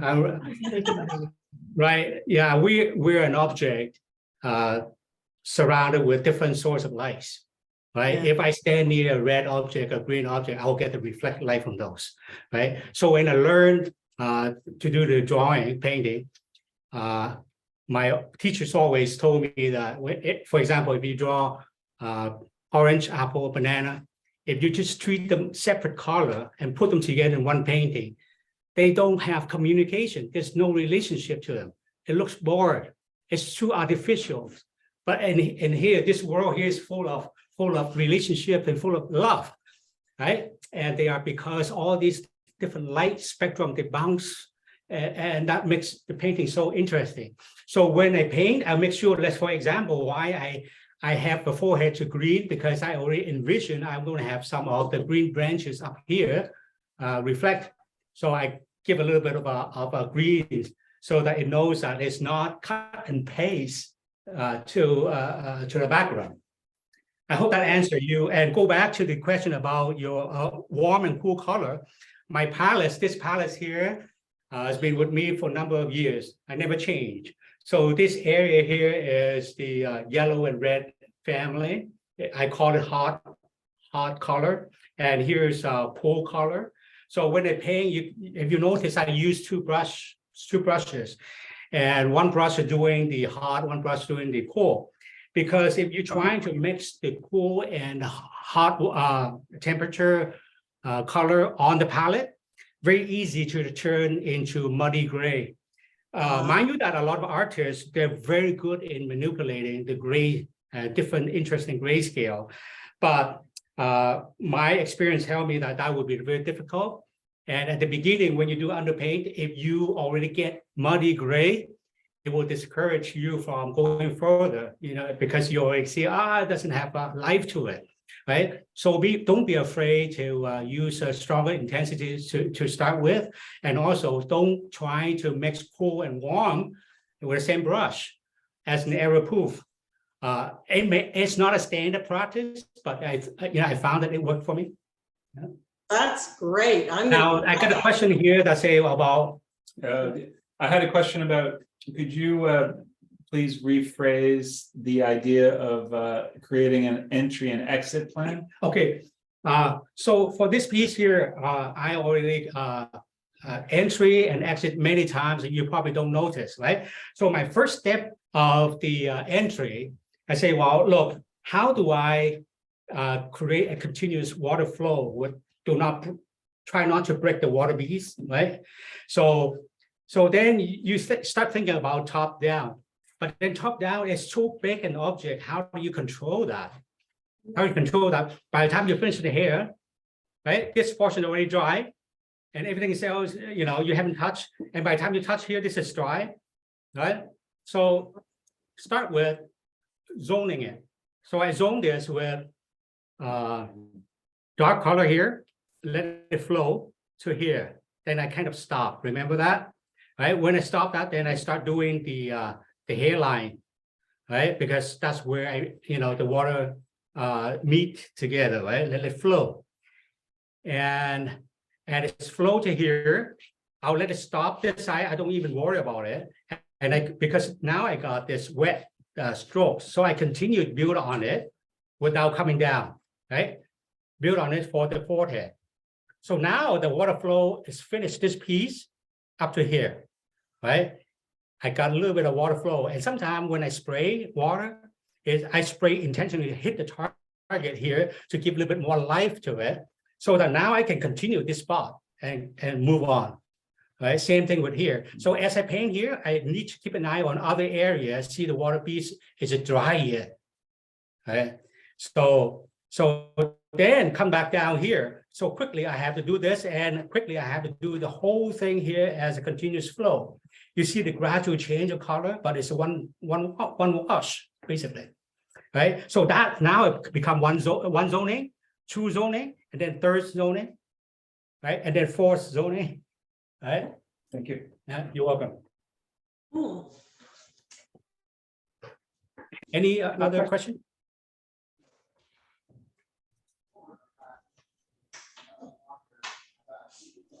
No? Okay. Well, thank you, Luan. Thanks very much. Yeah. Wonderful painting, and all your work is excellent. So it's very nice to have you live here and able to answer questions about what you're doing in real time. I think I figured out how to share these videos, so let me try that now.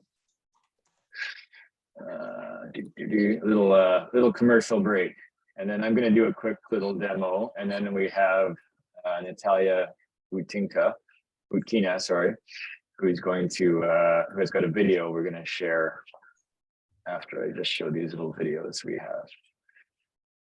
So, all right, here we go. I've also have Diana Abramova. I'm going to show you some of her stuff that she provided. I guess I'm not sure if she's here or not, but she provided me some kind of play-by-play images of how she creates her sequences. So I'll include that when I'm showing my stuff. But for now, let me show you, starting with, this is from Peggy, Global Watercolor Day 2023. It's a video that she made. So let's have a look. How's that? Are we seeing it? You guys see it? World yeah. view. All right, here we go.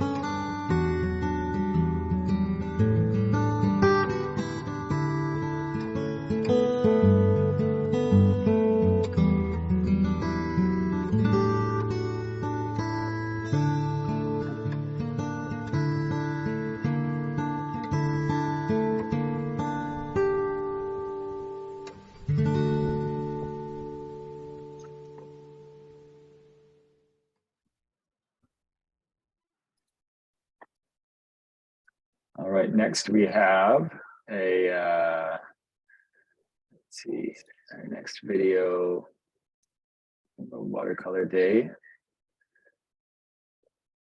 Natalia's will come later. I have,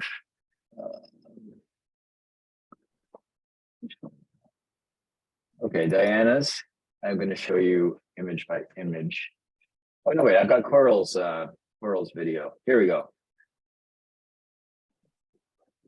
This is for the upcoming gallery in October. Hello, this is Ian Wright, President of the International Watercolour Society of Canada. I would like to present to you a short little video, thanks to Coralie Chen, about the venue in which is being prepared for our first International Watercolour Summit since before COVID. Now, we're very excited about this. It's going to be at the Michael Wright Art Gallery, Lay Square Community Arts Village, Port Coquitlam, British Columbia, in October of this year. So please join us in watching this little video put together. Thanks to Coralie Chen for filming this and for spearheading this great opportunity for us to get together and present together once again in person. Here we go.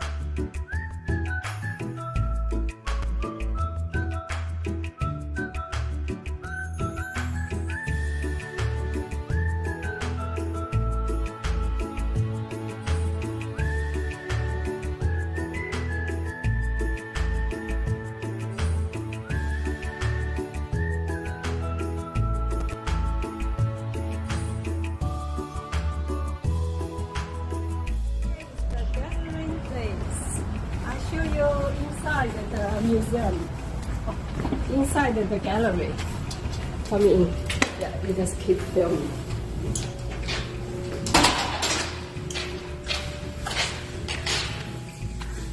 And this is the exhibition space we are going to have.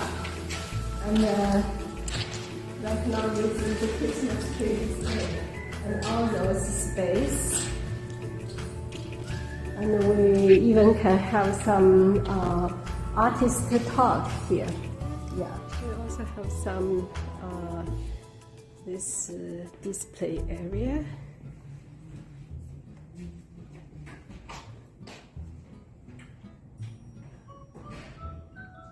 Okay. Where's Bob? There.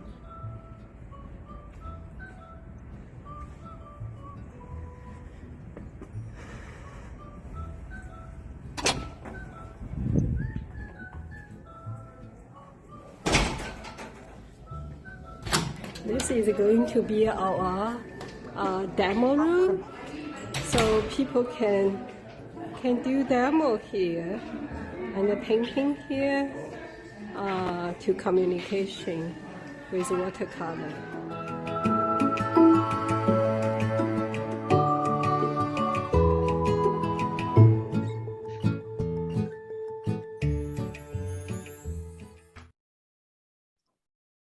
So there you go, a few words from our sponsors. Thank you to Peggy and to Coral for providing those videos for us.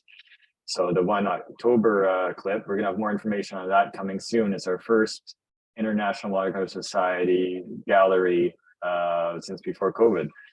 So that's quite exciting that we're gonna have an in-person exhibit once again, and more info to come. She's calling me tomorrow. We're gonna talk more about some of the details she's come up with. So stay tuned for more on that.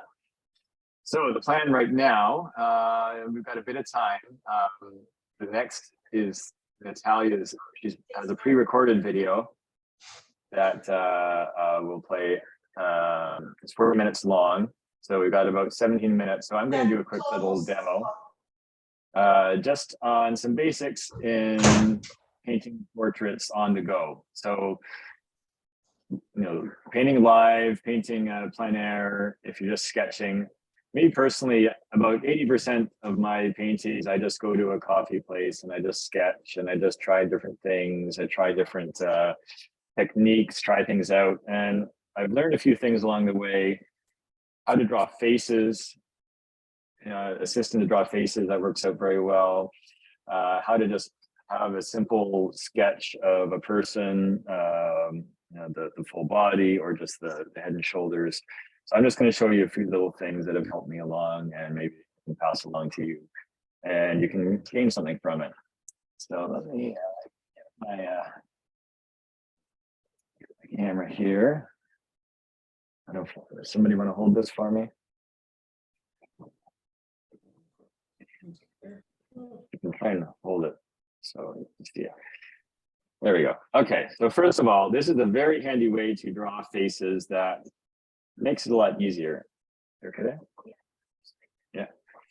Okay, so this is the mask technique. So with this, you remember the mask, the smiley, the frowning one, those play masks you have where it's a bit tapered like that, or welder's mask. So you take a welder's mask and you add basically a smiley face, you know, a little cartoon face onto it. You know, you can have it smiling a little bit. But from there, you have the dimensions to then add things on. So you add a bit more to the chin. There's a bit of flesh in the cheeks here. The cheeks themselves are rounded. You have a bone in the nose, in the top bit there. Add a bit extra to the nose itself at the bottom. You got that fleshy bit here. You have the upper lip, the bottom lip. For part of the eye. See, so it looks, still looks cartoonish, but it looks more and more realistic as you go. You have an upper eyelid, the inner part here. You have eyebrows, and this applies to any person basically that you'll come across just viewing at a distance, passing by. Any portrait you do, the structure is always going to be there. So you adjust it depending on their features, depending on the size of different parts of their face. But this structure will get you a long way. So now the ears are a bit more tricky because you have to create a bit of an angle. This depends on the angle of the face. Now we're almost at 3/4 here. So the ear would be somewhere about here. The ear is not going to be here. That's a bit too close to the face. So this takes a bit of trial and error. There's going to be a bit of a slant. And this is where the hairline starts and goes up here as well. And the hairline, this is another thing we have to double check because we have to double check the distance. So it's a bit above as well. So the hairline and the ears are going to be a bit different in terms of the structure. And now the eye, when it's had a 3/4 view like this, you take the corner of the eye here and then you can find where the neck is going to be. And here from the bottom of the ear, you have a bit of a slant. And then it goes here. Now, Adam's apple, if it's a man. And you have, so a triangle, essentially it's a triangle down here. And the back of the hair will be here. Of a round face. So the head itself is basically the round face with the mask on top. The ears there, the nose, the mouth, the eyes, the hairline.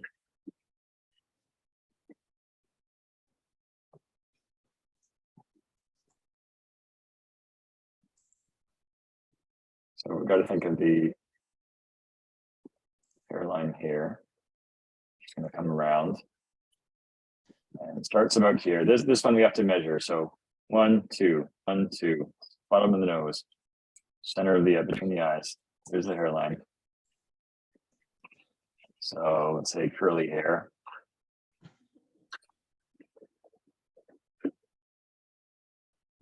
Top of the shirt.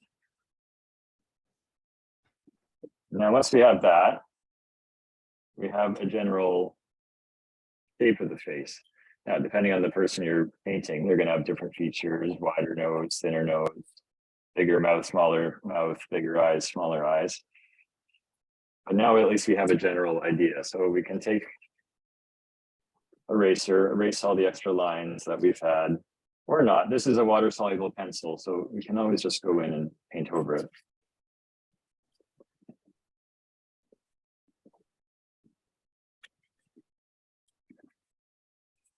And so one thing I do if I'm just sketching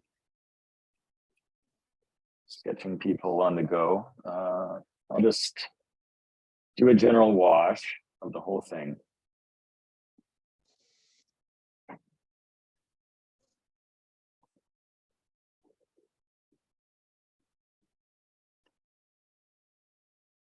Get some orange for the middle.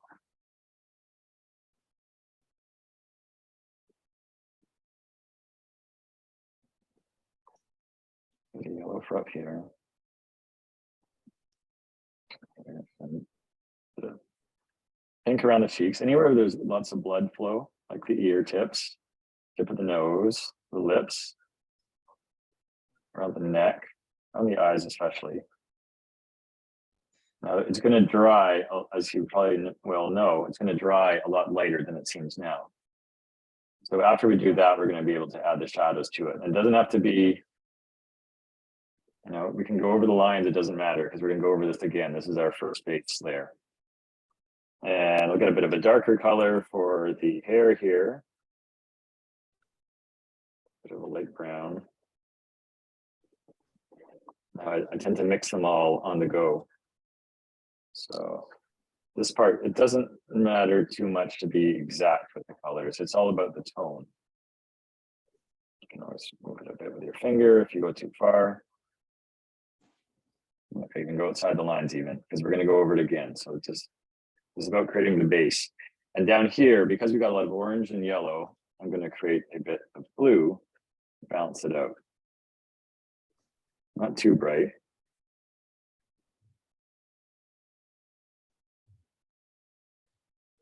I'll put a bit in the hair just to keep it so we don't have everything in one location. If you put paint in one location, you should have it somewhere else as well to balance it out. Otherwise, it's going to look like it's standing on its own and it's going to be a bit weird. So as this is drying, I'm going to do a quick little demonstration on shading of the face. So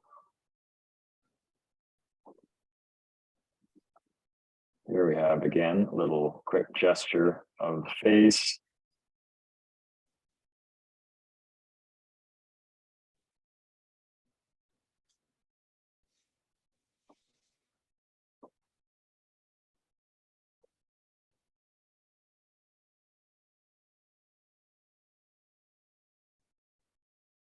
So as we're thinking about where we're going to put our shadows, we have to think about where the sun is coming from.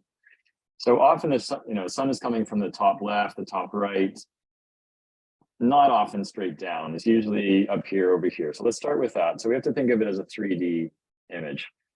So there's a ridge here on the forehead, and the cheeks will come down here. So you're going to have a bit of a shadow here. There's going to be a bigger shadow on the nose because it's sticking out more. Depending on the size of the person's nose, there could be a shadow going up the ridge of it as well. Think of the lips. The lips are sticking out, so that's also going to block some of the sun. So you're going to have a shadow a bit over here as well. And then you're going to have a dark shadow right underneath the chin. That's going to be the darkest one. So in general, you want to think about where the darkest shadows are. And as the one indicated, you want to think about the tone. So it doesn't necessarily have to be a black or a neutral color, just a darker color in tone than the rest of them. And this ear, I'll fill this out a bit more. You're going to also have dark colors there. So corners of the eyes as well, those are always dark. So if you stick to these general principles,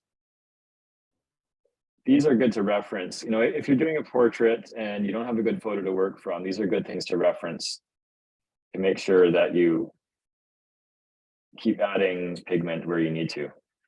And of course, the eyes themselves are darker. And this side of the head would be darker because, again, we've got the sun coming from this side. And this side would be lighter. So just to show you with some ink. Ink is a good way to practice shadows and really see that contrast and how it looks. It's a good primer for doing a watercolor painting, which deals in more minute tones of darkness. Like black and white will really bring it out. That's really where you have to make a decision. Is it going to be black or is it going to be white? So in the eyes, the sides of the eyes, think of depth. Anything darker is going to recede. Anything brighter is going to come forward. So we got a bit here, definitely the side of the head. Small lines here because there's going to be a little bit of shade into the ear here, a little bit of shade on the sides of the hair.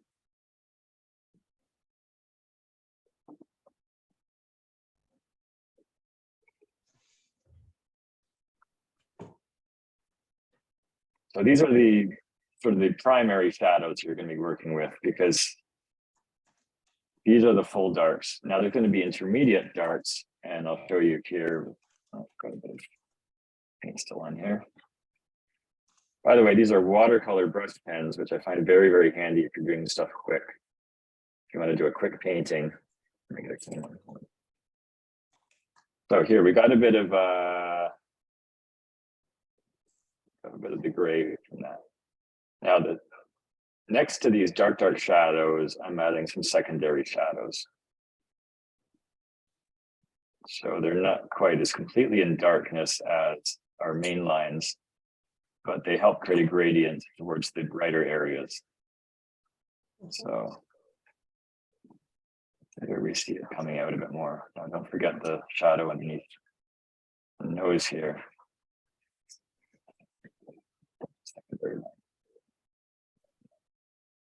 And if the nose is a bit bigger, we can have it coming up here, the side of the cheek. Always think 3D. This is the sun. Think of the ridges of the face. If you think 3D, you'll get a better 3D look. A little bit there. Let's put some on, just to contrast here on the back.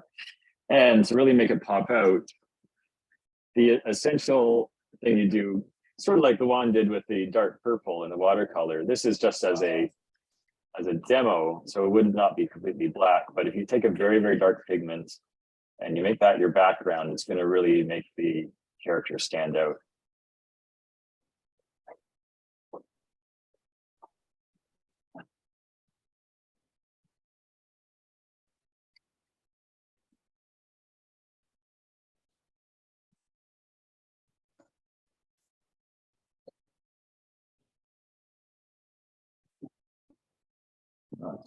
There we go.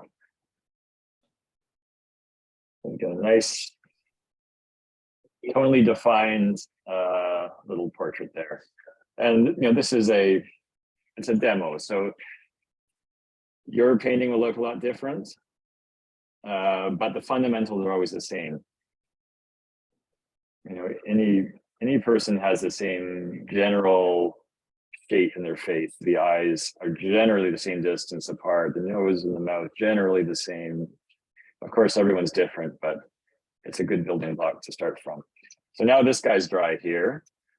So I'm going to get a shadow color. So I'm essentially doing the same thing as I did here, but with color. So I'm going to get some. Now I find using blue and orange back and forth, just these two colors together, or blue and purple also work well together. And so I use orange for the lightest and blue for the darkest. Again, this is a very quick, sketchy way to work. Now I am mixing the cool and the warm colors together, but I find you get a very nice brown when you get those two. And if you just stick to those two colors, and you get a nice minimal palette to use. So just like this guy here, I'm going to put the shadows in similar spots. We're going to see how it pops out more. Under the chin.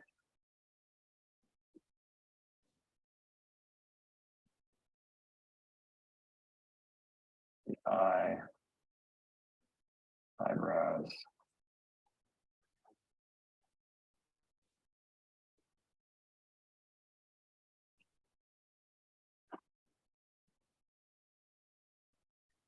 Under the hair here.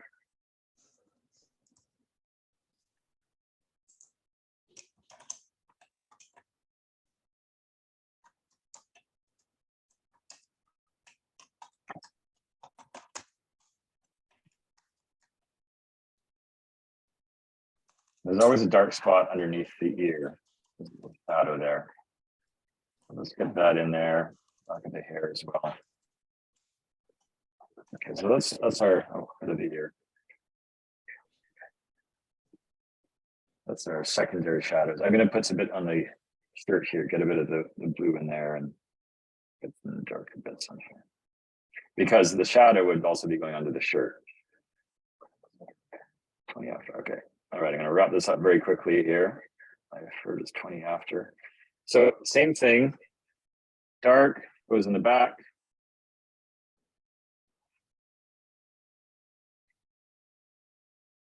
That'll make it pop out.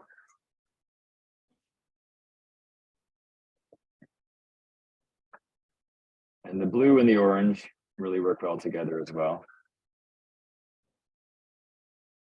Lots of pigment, high contrast. A bit of purple in there just to get some other stuff going on, other colors. Okay, and I'm going to go in and do one more pass, really dark. I'm going to mix in orange and some dark blue here. Do one more pass. These are the darkest of the darks, just to make it really pop. So nostrils, corners of the mouth, right under the lips, right under the chin.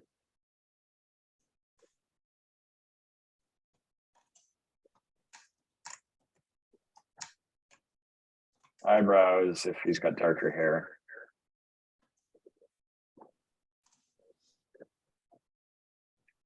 Inside the ear. Base of the hair here.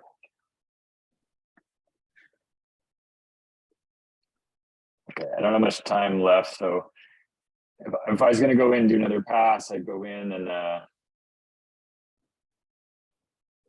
get another layer of shadow in just to make this look a bit more rounded or three-dimensional. So that's just a 2-layer version. If you're going to do a more detailed portrait, you would have maybe 5 different layers where you go in bit by bit and shading that, building the shadows in sections rather than just, 2 layers as I have here. But this is good for if you're sketching in a cafe, you just want to get the idea of a person, you just want to practice it out. I recommend it as a nice way to just practice your technique and to try the shadows and base layer, see how they work together. Okay, so there's a quick demo for you. We're going to move on to our other video, our final video, which is Natalia Outkina's presentation. But first, does anybody have any questions, any comments? What is the plastic pen that you were just using there, This that is- water brush? This is wonderful. This is a water brush pen. You Oh. get them maybe at $6. You get them on Amazon. You get them at most any art store. Pentel is my personal favorite. Pentel, I don't know, it just works well. Look for Pentel Aquash, I believe it's called. But these are great for having on the go because you can get a little palette and bring it with you and get a little sketchbook. I don't have it handy with me now, but you get one of those little tiny, Winsor Newton is my personal favorite. Get a little Winsor Newton watercolor sketchbook, get one of these, get a little tiny palette of watercolors you can put in your pocket, you can go anywhere, you can paint on the go, do a plein air, wherever you want. And that's, like I said, 80% of my painting is just little sketches like that. It's just things on the go because it's just enjoyable. And no one ever sees most of these ones. It's 85% of my work no one even ever sees just because I just do it for the enjoyment of it. And this really, it's great relaxation. You can also mix it with ink. There's a Yatsutomo is a great ink that you can put in one of these and you have a pen that just lasts and lasts and lasts. And when you're out, you can just refill it. So a big bottle like this is $20 for the last few years. And, instead of paying $4 every time you get a pen, like for these things, you get a water brush pen, you fill that with ink. Yatsutomo is my personal favorite, and it'll last you ages. And it's a lot of fun because it just flows and you can add a bit of water to it, mix them both together as I showed you with the black and white one. And yeah, lots of enjoyment doing that. And by doing the ink painting, it also helps train you for watercolor because it's like doing watercolor, but the extremes of either end. So you really get to know your contrasts and how those work together and get you out of a phase of only doing kind of mid-tone watercolor paintings where stuff doesn't really stand out. That's the one thing I find is very common in watercolor painting. It's hard to get contrast and to have the confidence to make those contrasts. So this helps you get over that. The sketch in your little book, no one will ever see it. You can do whatever you want, make all the mistakes you want. Just go for it and don't be afraid to experiment. So yeah, highly recommend water brush pens and little mini kits and a little mini set. And you just do that whenever you're out and you want to kill some time and you're waiting for a bus, you're on a plane, you're at a cafe. It's a lot of fun.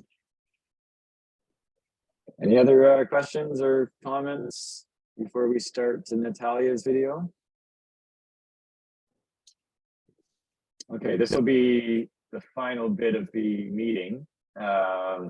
So this will also be on YouTube as well. At the end, I will be around here for any final comments and we'll give a goodbye greeting. And yeah, so here we go. This is a video. So Natalia is here to comment. If you want to ask her questions on the go, feel free because she's here to answer for you. So let's see, share screen.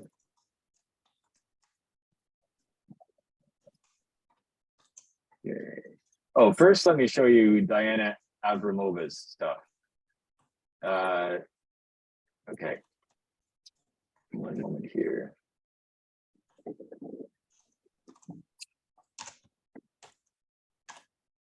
Okay, if I can figure this out.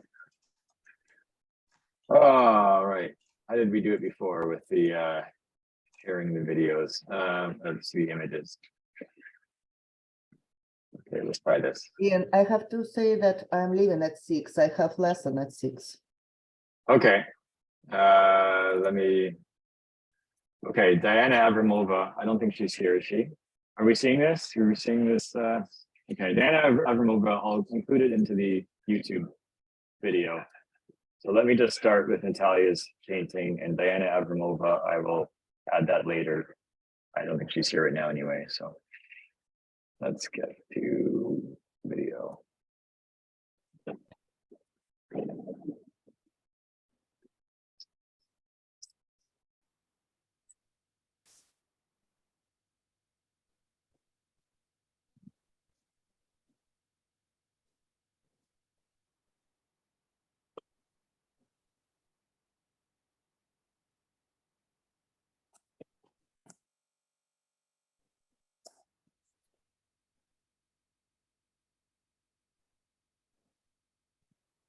It seems frozen.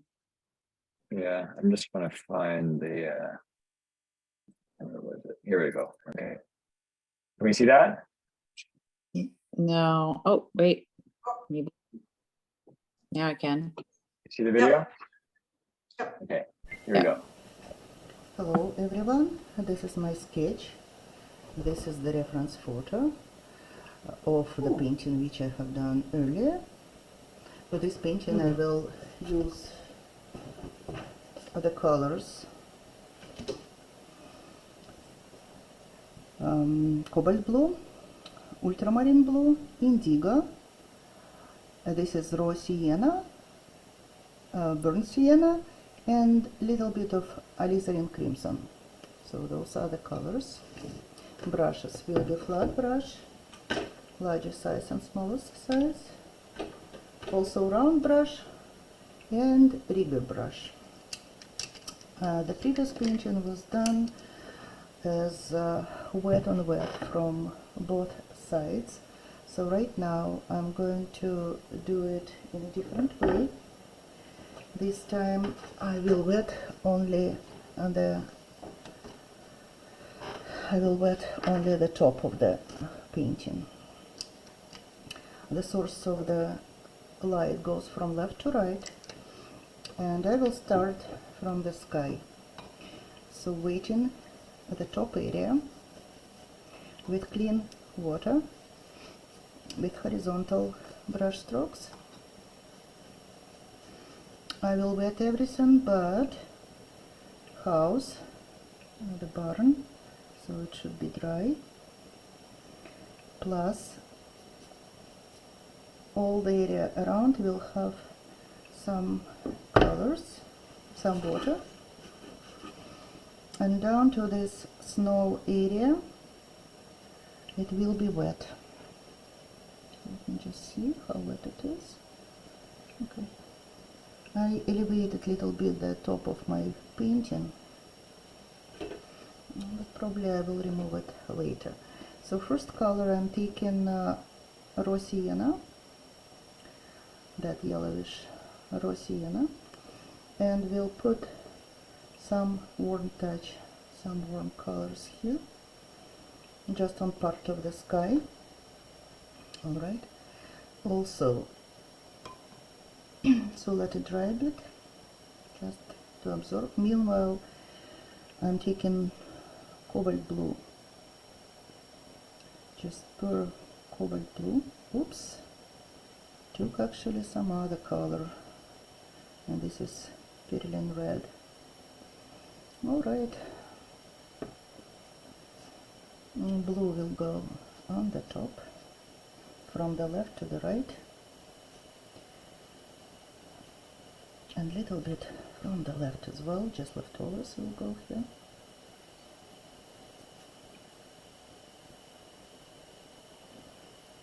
Okay. Adding more blue color on the top, which again can be mixed with brown, which is burnt sienna, see, to give it some warmer feeling. And I can add few distant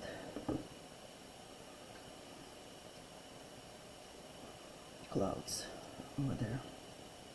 Okay. Okay. Good. So elevation maybe is not needed, therefore I will remove it.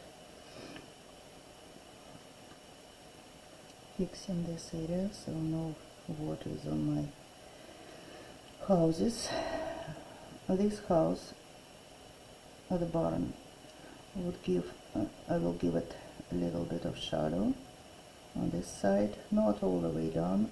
Also I will give shadow on this wall, which is against the light. And then I will take mauve cobalt blue.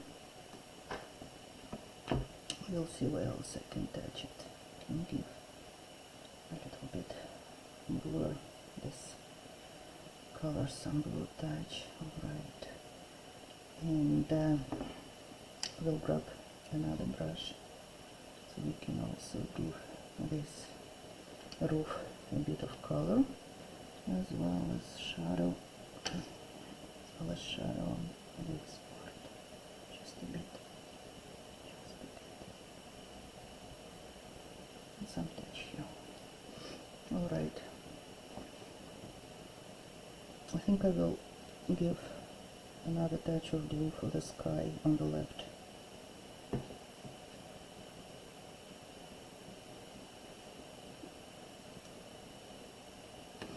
Okay. And some on the right. Good.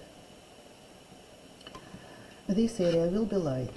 It will be light. Nice snow. So to give this area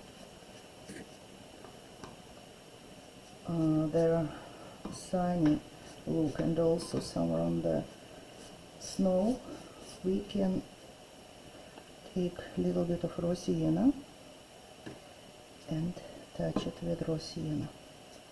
So wet on wet, some raw sienna.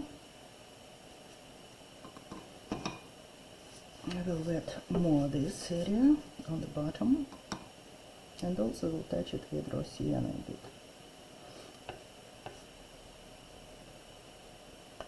Different directions, so that's all right if you go this or that way. Okay.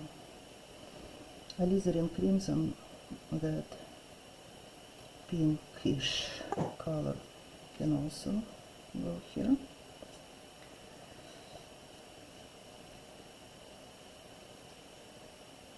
And then some soft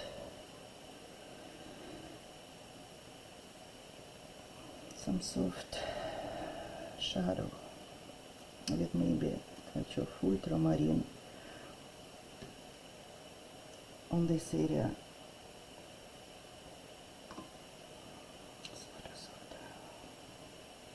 Shadow area of the snow on the fence. Okay.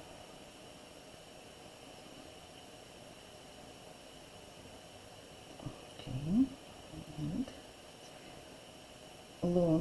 long shadows here. That's the slope going down here. You can mix any colors to your blue from your palette, so like burnt sienna with blue, and you can give some touch of on the shadows there. So some shadows will be soft, some will be more sharp.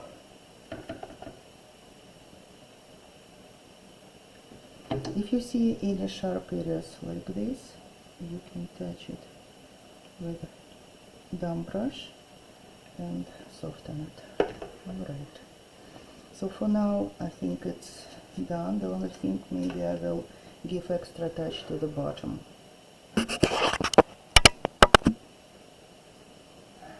And it's ultramarine with touch of alizarin crimson. And those shadows on the front have to be a bit brighter.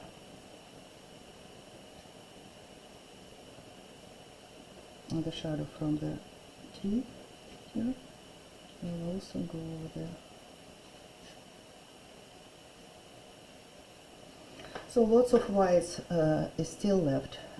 Now I will go to the forest. So for the forest, I will take burnt sienna, cobalt blue, we'll mix them, and we'll start adding it right here on the top of this hill.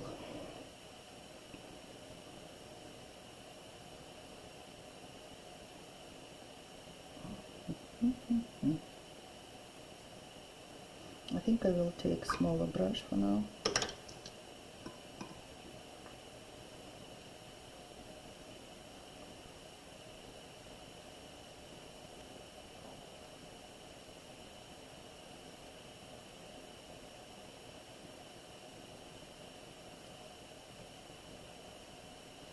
You can use your brush on the side to provide different top area of the snow.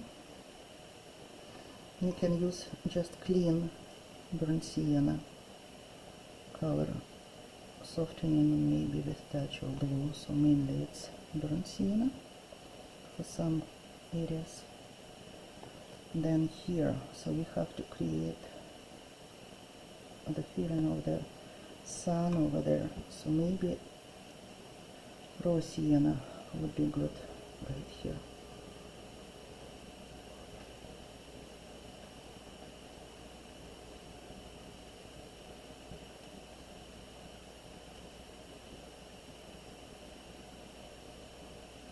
Okay.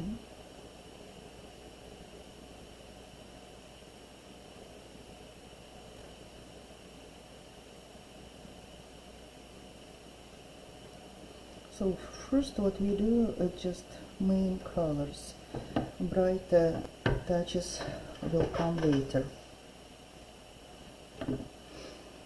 Everything while it's still wet can get its portion of the colors. Some distant bushes, burnt sienna, with touch of raw sienna. Those bushes can get brighter touch here because it's our middle area, right?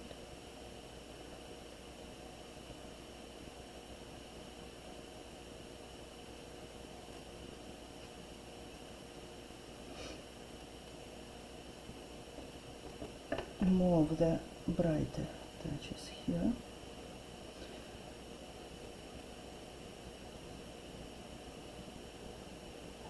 Alright. And then I will take round brush for darker colors. Darker colors will be mix of blue with burnt sienna,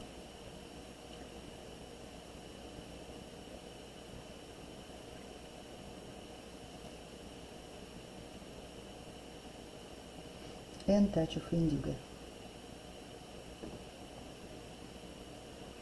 So the main contrast I have to make here around the house. I will go right here first. Alright, I see that other water went to this roof, so better to dry it not too late. Okay.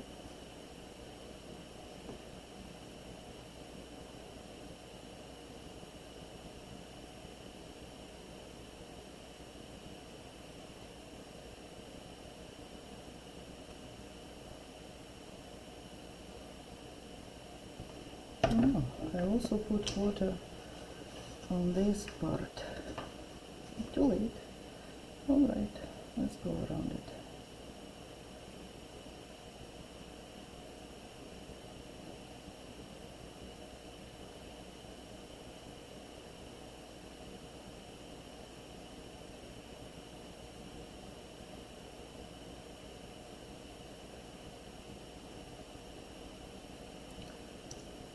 This brush still has some orange, charcoal orange. It's you don't see in perspective is a bit broken, so you can just fix it.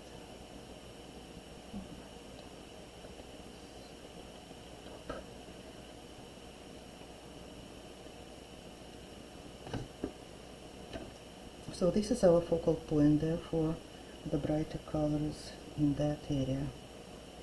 Here it's softer touches, so less pigment, more water.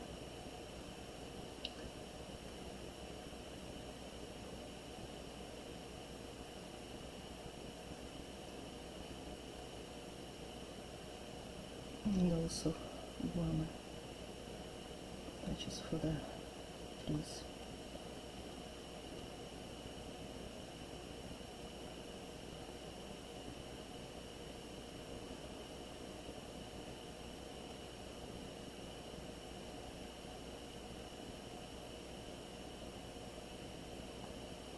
Here I'm going with some bushes around the house, which is middle area, so give them some shadow touch at this. Oops, this should be blended a bit. Whatever is further doesn't have to dry areas. Just pour indigo in some parts, like you can create something there. You can create some spruce trees. Just try to make not that many even patches.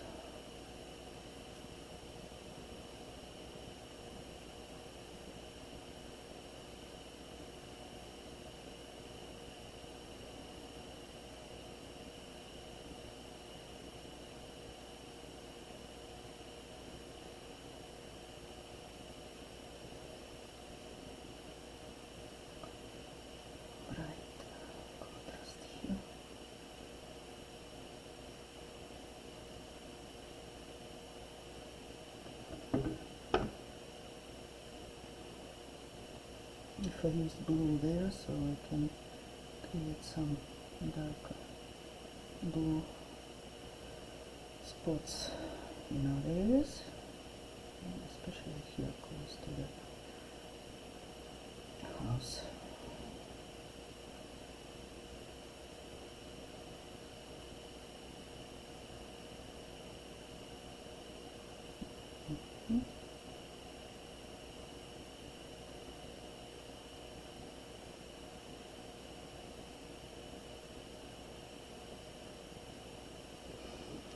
You can drop some water or salt if you want to make some texture, but you have to wait until most of the paint gets absorbed and glossy.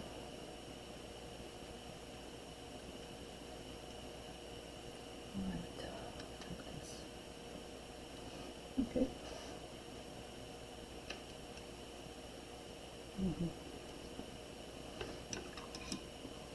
I will put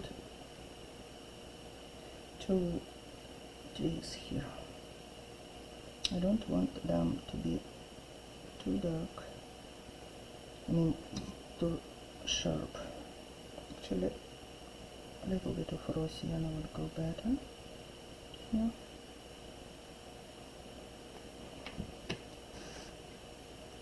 And also another tree would be here. So mix from your palette now, which is mainly gray.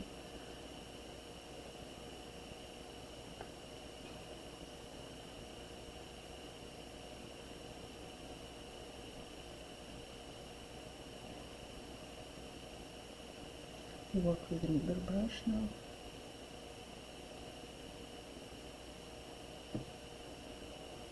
You have to make them not even, so this would be just a bit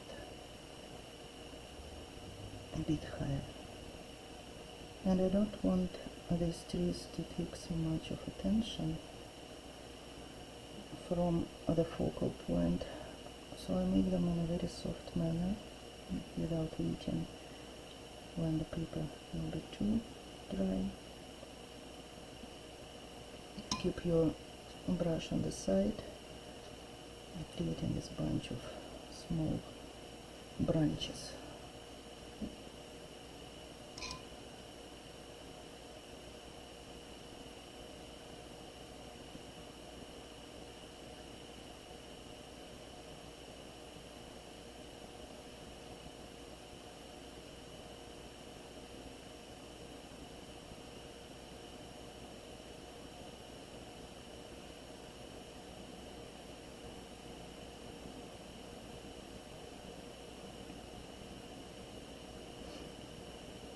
Touch of shadow on the right.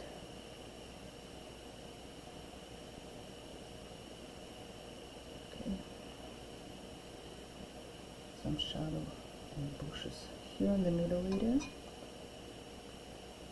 Indigo browns.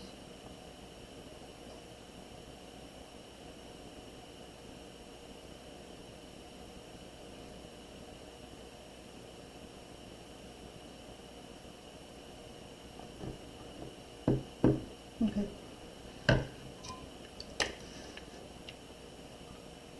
Now, this area, I will create some patch of the melted snow right here.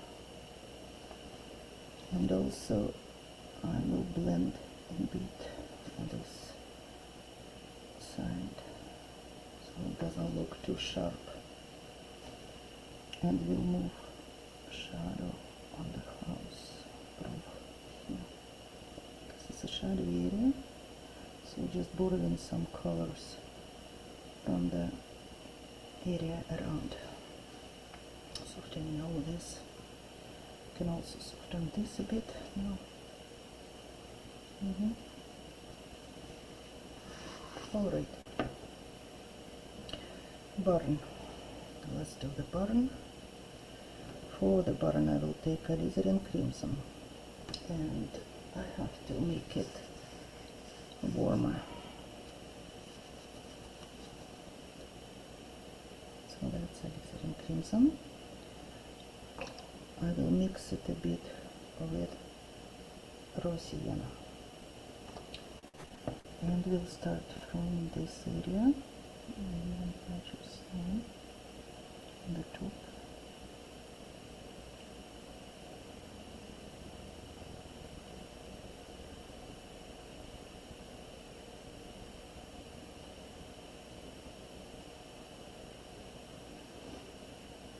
This building will be done with a little bit of blue in it. Just put some difference. Okay.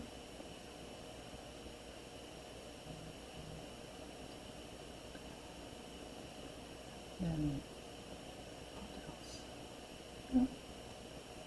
It's more like drawing rather than painting, because you draw with your brush. Negative painting, you know. It's just negative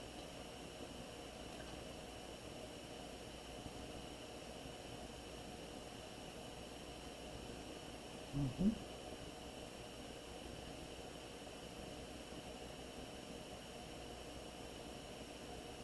Natalia said she's had to leave for 6 o'clock. Does anyone want to ask any questions before 6? Of the house. Dry brush, too small area. So now I'm taking more of alizarin crimson and more blue. So with the cobalt indigo. To make it more.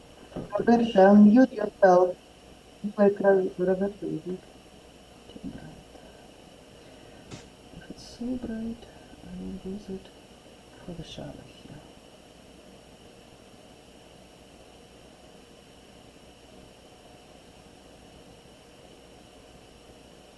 And also this. Oops. Sorry, did I click my camera and turn my microphone? I was just wondering if that is hot press or cold press paper.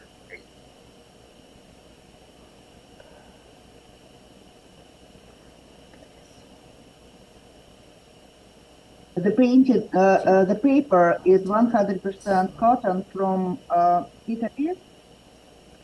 It doesn't have any name. I bought it in Michael's in Toronto. On the doors and inside of the windows. So that would be, our broadcast officially ends at 6. I'll keep the broadcast going for anyone who wants to stick around to the end of the video. I know Natalia has to go early, but this will also be available on YouTube. You can watch it later if you need to go. But I'll keep it on for anyone else who wants to continue and finish up today. Still a bit wet. You can add extra colors here in the wet brush.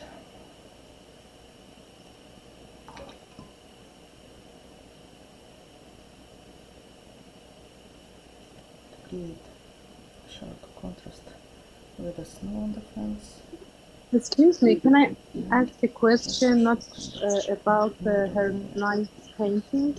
Grows around the barns. Yes, Natalia, someone's got a question for you. Sorry, I have a question about the watercolor paper. Do you know any website or a store can I buy a big size, bigger than 50 to 70 centimeter? Do you know any website that I can buy a bigger size of watercolor paper, please? Here. 76 centimeters, 76 per 56, I believe, is the maximum. Are you asking about bigger size? You can create whatever design you want for this. Yes, dear. I want a bigger one, bigger than 50 to 70. Goes dry. For example, here I don't know. A little bit those bushes, so they don't look too sharp, and we'll make warmer the wall in the shadow. You might be able to get a larger size in a roll. I've never bought it myself, but I think you could probably check out Dick Blick Art Materials. I recently bought a roll, and yeah, you can get as big as you want, basically. The only downside I found is you don't really save money because I did the math and it equals the same as if you bought sheets to that extent. And it's in a roll, so you got to flatten it out before you use it. It's kind of all curved when you cut it. So I figured as a long-term investment in case inflation starts to come for watercolor paper. And we have to create the shadow from that.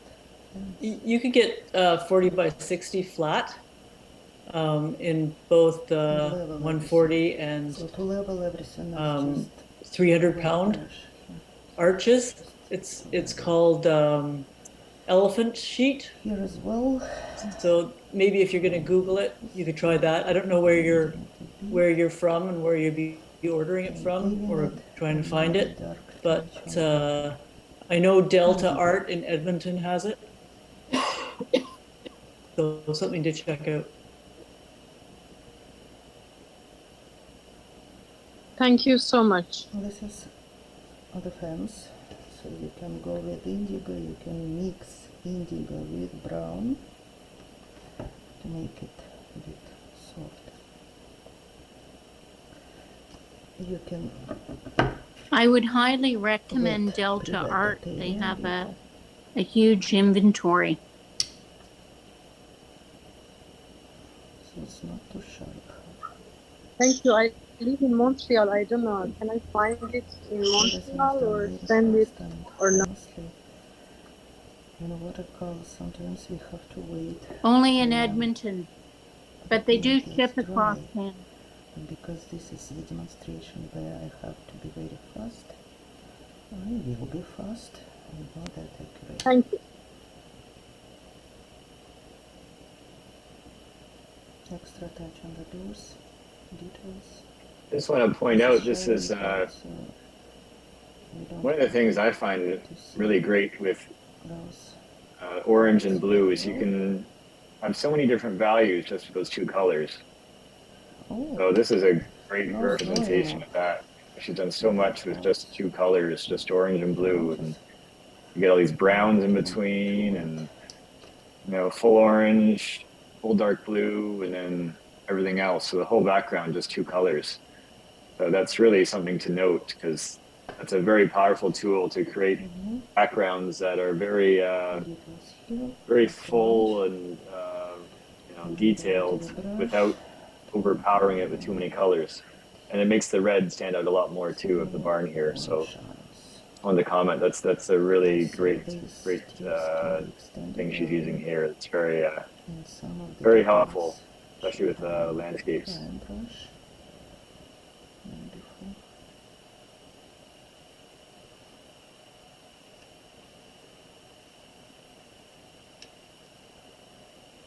I think it's time to take rigger brush now.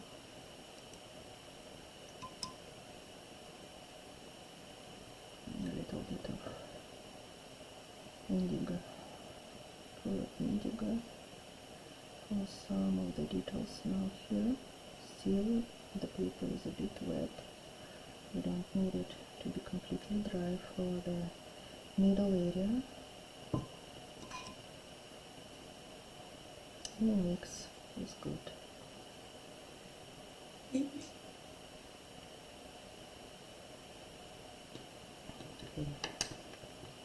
You can take smaller brush and scratch some lines to show single branches. You have to do this while the paint is not completely dry. You can also borrow some of the darker colors, extend it for the different lines. Like this. Alright. You can also scratch something here on the dark paint, just for the difference, and also here, for example.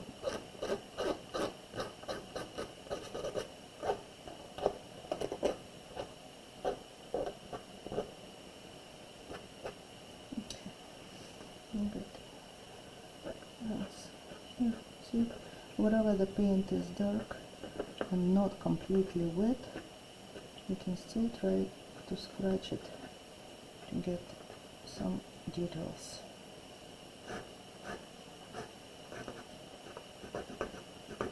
Kind of fence. Right.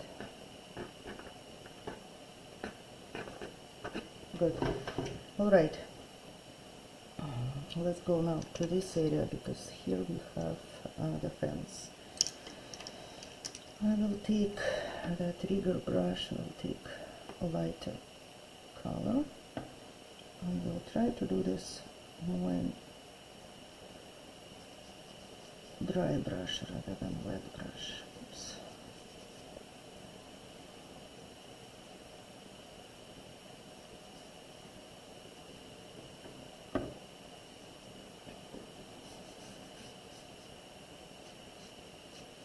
Honestly, I don't look at my previous reference photo because no need. I already know this scene quite well. We have only 7 minutes left in the video, so I'll let it play out Now and I then go we'll to the darker colors. So finale some and burnt say goodbye to sienna, some everyone red and some after that. indigo. And the main object is still here, so we don't have to make that fence too bright, too sharp. Just nice object to create some balance.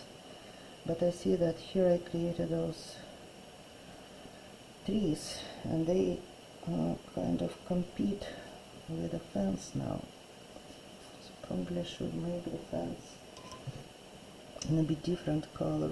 Let's see what kind of color I can take. Let's do something reddish, make it more purple. Let's see. Yeah, it doesn't matter. Yeah, let's make some rock or whatever. Just not all vertical objects and not all horizontal, but some different bunch. And also what we are missing. Yeah, we are missing that pink color which we have there. So we can give more touches in the same color here. Or maybe. Right, these three.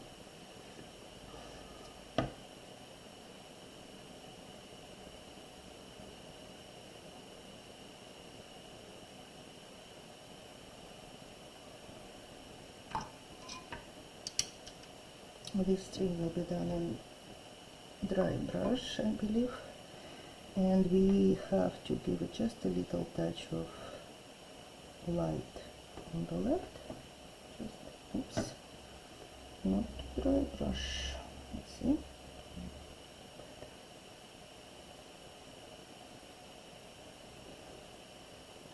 Okay, level. Good to have it on a different level compared to the fence beginning, but it should go up, and then a little bit of brown with indigo. Brown, I'm calling that burnt sienna with indigo. So more burnt sienna and almost no water on the brush.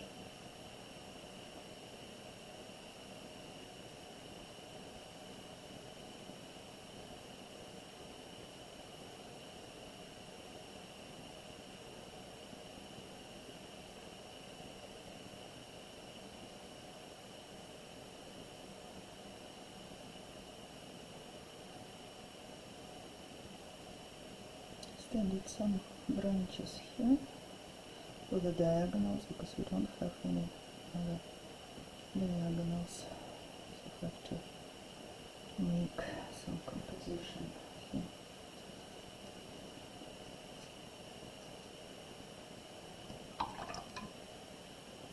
Let's make this part a bit darker. I'm pretending that we have another trees, so a few more lines through the shadows. I'm not sure about the direction though.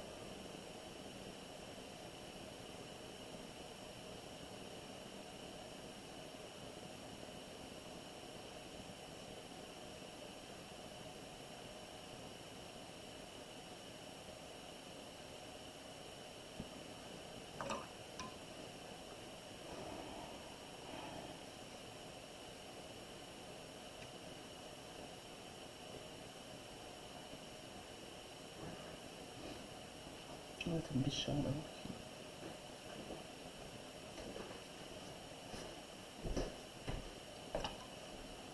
last touch, smaller branches, and that's it.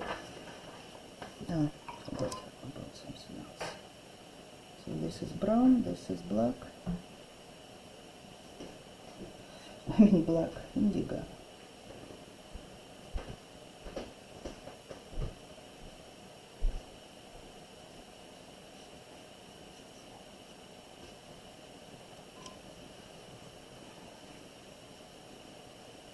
More indigo here.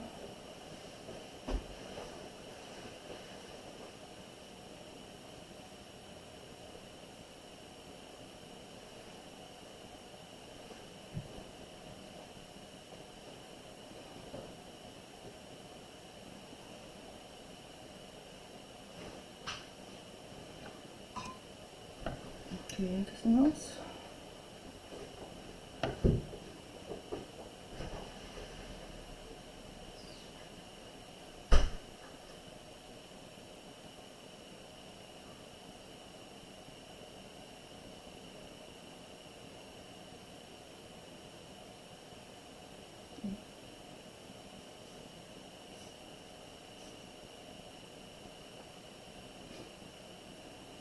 All right. I'm not sure if I like what I created here. Two verticals.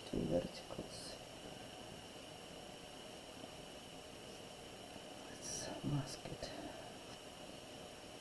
Pretending that we have some other direction of the grass. And also, last touch, that light burnt sienna.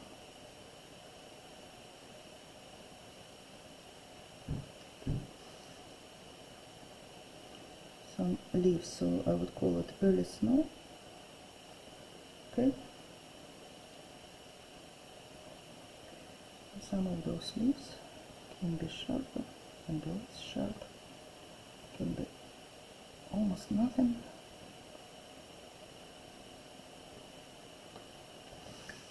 You can also create some texture on the snow.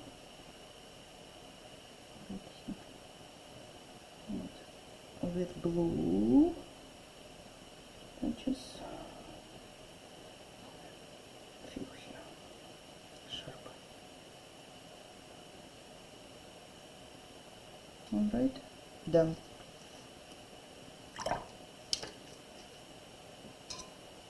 Signature.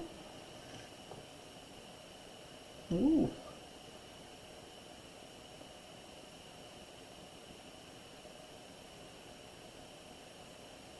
(2023). Great. Thank you very much. I hope you enjoyed my demonstration, and if you have any, if you need a longer version of this, I have another video with more details. But this is it. Thank you. You have a good day.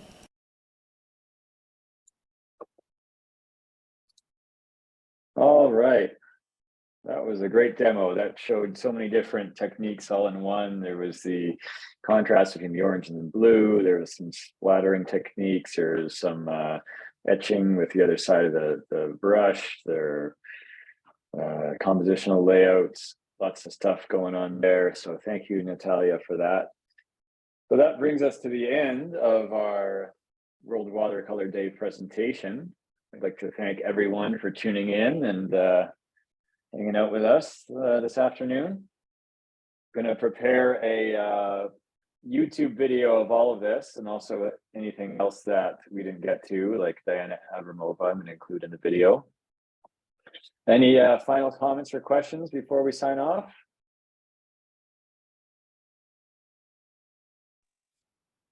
Thanks, Ian, and everybody who demonstrated. Sure. It was good. You're welcome.